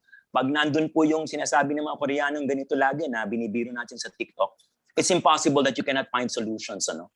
So yun nga po yung sinasabi sa Galatians chapter 6 verse 7 is what you sow is what you reap. So kung ano yung tinanim natin, yun din ang aanihin natin. So let's just continue planting seeds of kindness. Kasi magagaling na po tayong lahat. Ano? All the laws and technicalities are in place. But end of the day, are they willing to do it? Is it sincere? Is it coming from the heart? I think that mixed with all the intellectual prowess and all will help us resurface and go beyond this global pandemic. And even beyond the pandemic, this pandemic of discrimination has been existing already. So yun lang po siguro for that equal rights and all that we're all clamoring for. One word for me, that's agape, unconditional loving. We apply that, balik po tayo sa dati nating good manners and right conduct, imposible pong hindi natin mararating. So of course, it's very ideal, but it's hard to reconcile. No? That's the only way to go. Kailangan po, the basics, the backbone must not be restructured. Yung ating pong basic na tradition po bilang Pilipino, yung bananggit mo nga kanina, bayani at malasakit, siguro po sa mga bata, malasak po at opo. Going back to the grassroots, ano? Para po pag tayo po senior citizens na o tayo po yung kinuha na ni Lord, may kinabukasan po tayo na ipabaon sa ating po mga Pilipino. So yun lang po. Salamat po, Dr. Beth. Thank you very much, BM Randy, and for reiterating this very important universal value of sincerity, kindness, and of course respect. Yeah. And I particularly like that you mentioned gender analysis as a starting point, as well as gender as a basis also for gender capability building. So may I before you go to our colleague, Mr. Arnold, if you can oblige, no? May mantra po ako in life, simple lang. Para po itong narinig nyo na madalas, no, I usually want to kill. But when I do kill, I would want to kill with kindness. So 3 words, kill with kindness, and all the rest will follow. Thank you, Dr. Beth. So if anyone would offer that they'll kill you with kindness and love, of course, all of you would agree, right? Maraming salamat, BM Randy. And of course, we have Sir Arnold. Sir Arnold. Okay, thank you, Dr. Beth. I think what's most important is information dissemination, awareness. And with the technological advancement that we have, it's so easy to, disseminate information. We just have to make sure, and as our dear colleague, Sir Samuel Sullivan said, partnership. In the TPB, one of the three strategic directives we have is partnerships as pathways. So what is important is that we partner with all our stakeholders and even other government offices and make sure that the cause of gender equity and gender equality is known by all sectors concerned, and especially our women, and that there should be an acceptance of all of everybody, so we should avoid discrimination, and we can do this, as I said, by awareness, continued awareness and information dissemination. Thank you very much, Sir Arnold. I think that is really the key, awareness, and of course, communicating all of this information so that all of us can follow. And not just the three speakers from the second session, we'd like to thank also our speakers from the first session. You are advocates, so that we can learn a lot from GAD. And I think all of us would agree that before this webinar, we never have this extensive knowledge, and truly you've shared a lot in terms of your best practices and how we can operationalize gender mainstreaming and the promotion of gender equality and equity in our organizations, whether public or private, different sectors across. So maraming salamat. And one final question, mabilis lang po para sa inyong tatlo. Today po, kasi past lunch na, what is your GAD moment today? Isang statement lang po one sentence lang. What is your GAD moment today? Wow. Who would like to start? We're groping for words, Dr. Beth. Is it a word? Yeah. It could be a word, it could be a sentence. Okay. Family. Thank you. Family, okay? Of course, GAD starts with family, as what's presented by all of our speakers. Thank you so much, Director Samuel. May I go ahead, Mr. Arnold, so that I don't fall off my chair? I'll save the best for last with Mr. Arnold. I'm trying to digest the words in my mind. Empowerment and equality for all, women, men, and LGBTQIA. And community and all in the marginalized and vulnerable sectors. That's my God. Thank you, Dr. Beth. Thank you so much, BM Randy. Perfectly said. Okay. And at this point, I'd like to give the spotlight to Sir Arnold. Since na-mention na yung equity, I would say equality for all. Equality ba yung sinabi mo, Sir Randy? Yeah, equity, it's all there. Equity, yeah. Empowerment and equity. So I would say my equality. apologies, Dr. Arnold. No. Thank you. Yeah. Ang saya po ng ating discussions, and at this point, I'm going to ask also our audience, our participants, what is your GAD moment today? So if you're happy beyond lunchtime, maybe you can put your reaction, a heart or a clap, so that we can recognize all our wonderful speakers for today. So hats off to all of you. Of course, at this point, I would like to pass on the floor to Director Tina Aquino, Dean Susan Lagmay-Solis, and Director Weng Montesillo for the awarding of certificates of appreciation to all our speakers. It's a pleasure being with you today, and maraming salamat po. Thank you, Dr. Beth. Thank you very much. Okay, at this point, we come to the almost the end. Wait until you hear the closing remarks that's going to be made by Yusek Rabi. But we would like to award the certificate of appreciation to our speakers. Let me read the citation. We'd like to award the Tourism Industry Board Foundation Incorporated, Department of Tourism, and the University of the Philippines Asian Institute of Tourism.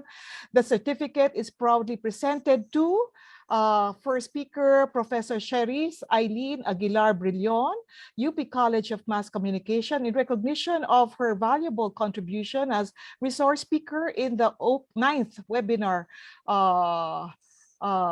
entitled, "Oh My God, a Gender Communication Agenda for Tourism and Hospitality" on September 30, 2021 via Zoom. Signed, yours truly, as well as UPAIT Dean, and of course we have DOT OIMD Director Weng signing the certificate. So may we, the same certificate is also presented to, do we have our speakers? Okay, we have Susan, you want to award this? Where are our speakers? They're not here with us. Maybe a spotlight on them as well. Yes, we have Susan, you want to read the name of the next certificate is given to? Okay, I think Miss you're Emily on Abrera. Yes, thank you. Pleasure. Yes, the text certificate, Director Weng.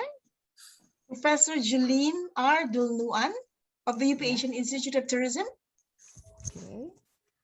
And Mr. Arnold T. Gonzalez of the Tourism Promotions Board. Yes. Director Weng, you want to add we want to hear your voice. The next certificate goes to? Professor Randolph Nonato of TESDA. Yes. Thank you so much. Thank you so much. Thank you, sir.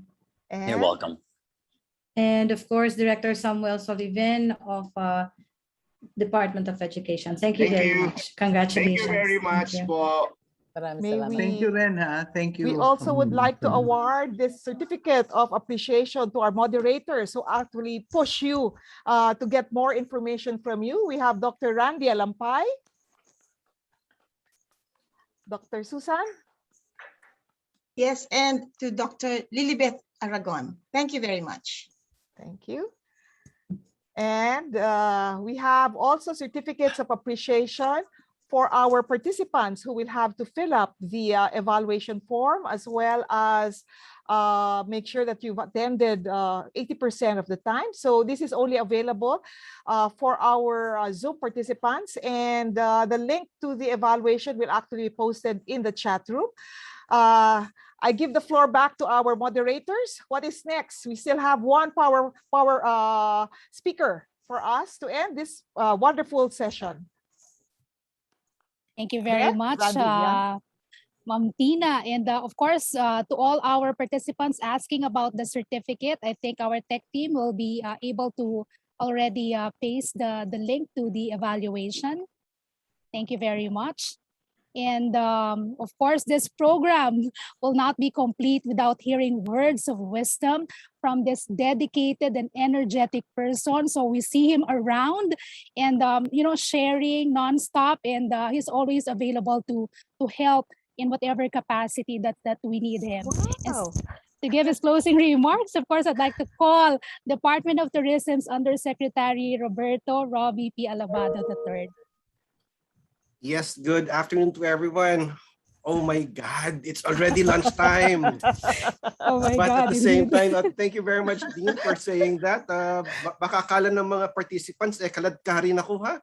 Easy boy. However, yes, DOT is ever supportive of initiatives coming from the academe, because I hope that you all know that most of us, even from the middle to upper management, are also part of the academia, or we had experience in teaching in one part of our life or another. Anyway, I would like to greet everyone who's here, and we had a very, very interesting morning. And I would like to thank our resource speakers for sharing your insights, initiatives, and experience in mainstreaming gender and development for the tourism and hospitality sector. And it is always a pleasure to partner with the Tourism Industry Board Foundation Incorporated, or TIBFI, and with the UPAIP. Bring us all together in very relevant topics with catchy and creative titles, as well as respected resource speakers who share with us their wealth of experiences and knowledge. So gender and development has always been our advocacies, and DOT continues its drive to pursue tourism that provides inclusive growth for all. Pag sinabi niyo pong inclusive growth, ano na po yan? Hindi lang from the economic level, but social and including gender. I think the tourism sector is one of the, halos lahat po tayo, lalaki, babae, and lagay na natin ang ating LGBT na mga sector. Everyone can actually be part of the tourism industry sector and without any discrimination. So we at the DOT continue to roll out different capacity building programs for our stakeholders and as much as possible follow global and regional standards on GAD. Tourism is likewise dependent on micro and small enterprises, so most of our training programs are geared towards community-based tourism where the players are normally women. If you're going to talk to me about GAD, ito yung aking personal experience po. When I was in a private school in elementary, grade 6, meron tayong mga mga parang ano ba tawag doon, elective ba 'yon na sinasabi? Ang instance na 'yon is pag lalaki ka, doon ka sa electrical works. Paano mag-wiring ng kung ano-ano. Tapos ang mga babae, since babae sila, syempre home economics, cooking. Ang turo lagi ng nanay ko sa akin is kung gusto mong kumain ng masarap, dapat marunong ka magluto. So I remember myself as insisting on our teacher, paki-enroll naman ako sa sa HE na class. Kasi gusto kong matuto ng magluto. Ayoko nitong electrical kasi hindi ko type. Pero hindi ako pinayagan. Because lalaki daw, electrical, babae, cooking. So that was my experience in elementary. Pero bakit pagdating po ngayon na ako'y matanda na, hindi na ako elementary, ay bakit karamihan po ng mga income, mga high income jobs in yung HE or let's say the chefs? Bakit when I go to the high-end restaurants and hotels, bakit lalaki na ang mga nagiging doon, chef? Karamihan po lalaki ang mga na-meet ko. Maybe I'm wrong or but from my own experience, nagiging lalaki. I think we have to really look into this because it's not just because it's lalaki o babae, but pagdating po ng kung sino ang magdidesisyon at kung sino ang magkakaroon ng power, authority, and money in most of the societies here in the world, lalaki po yun. So pag pangbahay na pangluluto, karinderya, pwede po yan, babae. Pero baka pagdating po sa mga high-end, malalaki na yung mga sahod ng mga chef, lalaki na ang pumapalit sa mga kababaihan. So that is one of the lessons that I know. And when we talk about equality, we always talk numbers. Pero pagdating po sa turismo, sabihin natin, ay maganda tayo kasi karamihan dito sa atin babae. Pero again, look at it on a big picture. Hindi ho kaya linalagay lang tayo sa turismo? Pag babae ka, okay na, sige, mag-ano na kayo. You lead in the tourism industry. Because medical, because engineering, because planning will always be ours, says the males of society. So we have to look at everything in a big picture. So look at what we are. And I think in terms of our industry, we have to avoid a lot of things so that our culture will be preserved, but at the same time will not degenerate into a sexist culture. Number one, pwede ba pagdating sa marketing natin, bakit puros babaeng naka-bikini pag sinabi natin beach? Pagpunta ko naman sa beach, hindi naman naka-bikini mga babae. Pero bakit ipapakita natin lagi na naka-bikini? If you're going to look at some statistics, some countries come here that are male-dominated ang pumupunta dito sa atin. I'm connect. Bikini ang nakikita nila sa kanilang mga sa marketing natin doon. Therefore, ang mga lalaki attracted, pumunta. Baka ganyan din ang mga nandito sa atin. So we have to be sensitive on how we communicate who we are. Then we have to stop objectification of our women. Our women are highly respected people in the world. Next is, there are a lot more that can be done in order to empower women and promote gender equality in workplace and in the industry. It's not just about numbers. Talk about quality, talk about authority, talk about power, so that you can properly analyze what are the gender relations in your area.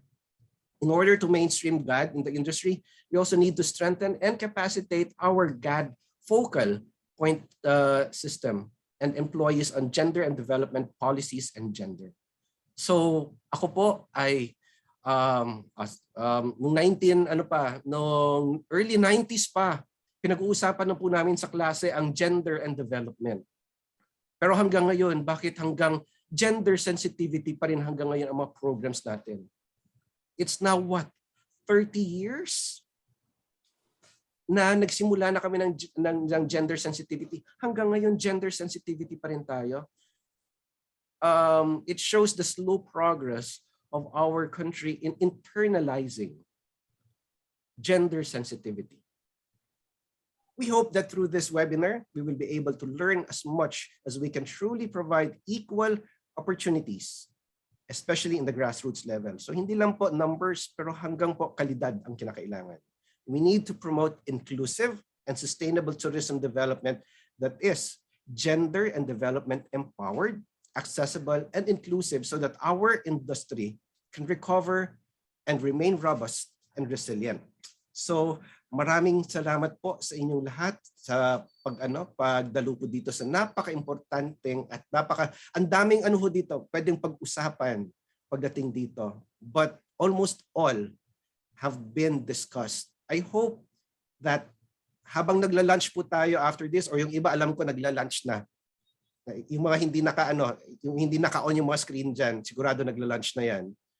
But our speakers will leave you questions and challenges. And it remains to be seen that the words of our speakers, hanggang dito lang ba? Sa tenga natin na pumasok dito sa ating utak at lumabas sa kabila? Or papasok po siya sa ating puso? At pag pumasok po sa ating puso, ilalabas ulit sa ating mga bibig because we ourselves become gender advocates. Maraming salamat po and happy lunch to everyone. Congratulations, DOT, TIBFI, AIT, UP for such wonderful presentations and organizing this very, very useful webinar. Maraming salamat po. I'd like to invite the speakers, our moderators, DOT, OIMD, and UPAIT to join us for a photo opportunity with Yusek Robbie, as well as with the rest of the team that survived 1 hour. What's it? Overtime 1 hour. So, oh my God. But the information really is wonderful. Again, moving beyond gender sensitivity, we now have to take action. Really, this is something that I think we can do after this particular webinar. So thank you, everyone. Picture for all. Do we have everybody on the spotlight? Dr. Beth, yes. Where is Asekrika is on the table. Asekrika is also here. Okay. Asekrika there. Wait, spotlight, sorry. Naka-spotlight. Oh, sige, everybody na lang. Sige. 1, 2, 3, go. We have Okay, thank you. I got one screen. Keep smiling, everyone. It's going to be we have quite a number of people who stayed on. I hope you respond to our survey. And we hope to bring you another webinar that will be of interest as well to our stakeholders. Okay, so thank you. Ina, one final reminder, our link will still be open until 6 p.m. today. So to all our participants, kindly accomplish the evaluation form until 6 p.m. only for today. Maraming salamat po. Okay, so that's it. I have taken as much, and now we bid this webinar goodbye with a very nice video from DOT. Take it away, Janina. Congratulations, Ma'am Tina, TIBFI. Thank you very DOT much. and UPAIT. Thank you. Thank you. Thank you so much. Thank you so much. I thought you were going to say what year you were. Mayad na hapon. Oo. Okay. Kitaan ko damo Ilonggo dire. Maghalong po. Bye, Yusek. Halong. Sige. Maghalong.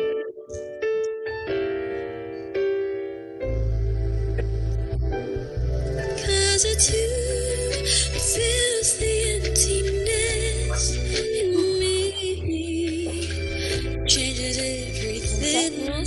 Have your lunch. And I know I've got you with me. Yung GAD yan, GAD. Thank you. Okay, thank you very much. Thank you.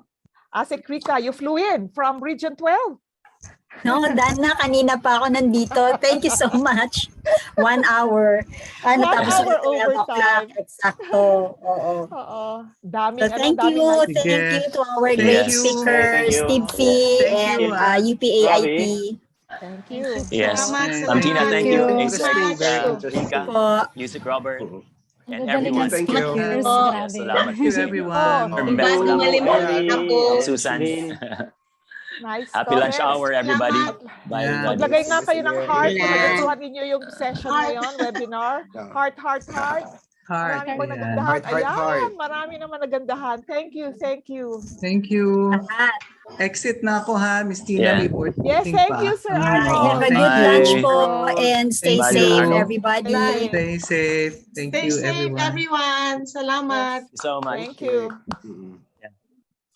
Congratulations, Miss Tina, for your oh my God.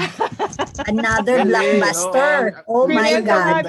Tinento ni Dr. Susan yung ating mga exchanges dun sa group chat natin hanggang sa, oh my God. Oh my God. Yes, Kaya nga kanina ang talaga. aking greeting, God morning. O, di ba? Yes, kasama pala sa yung historical background ng title. Of course, kailangan may backstory. Sasabihin ko sana, that's how we work in TIBFI, di ba? Even on weekends and late at night, always puyat. Always puyat. Oo, hanggang kagabi yung mga e-certificates natin. Oo. But that's just great. We enjoy it that way. Yes. And it's all volunteer, mind you. Everybody is here on volunteer capacity. So thank you, For love of country. Thank you, Susan. Akala ko ba Thank you din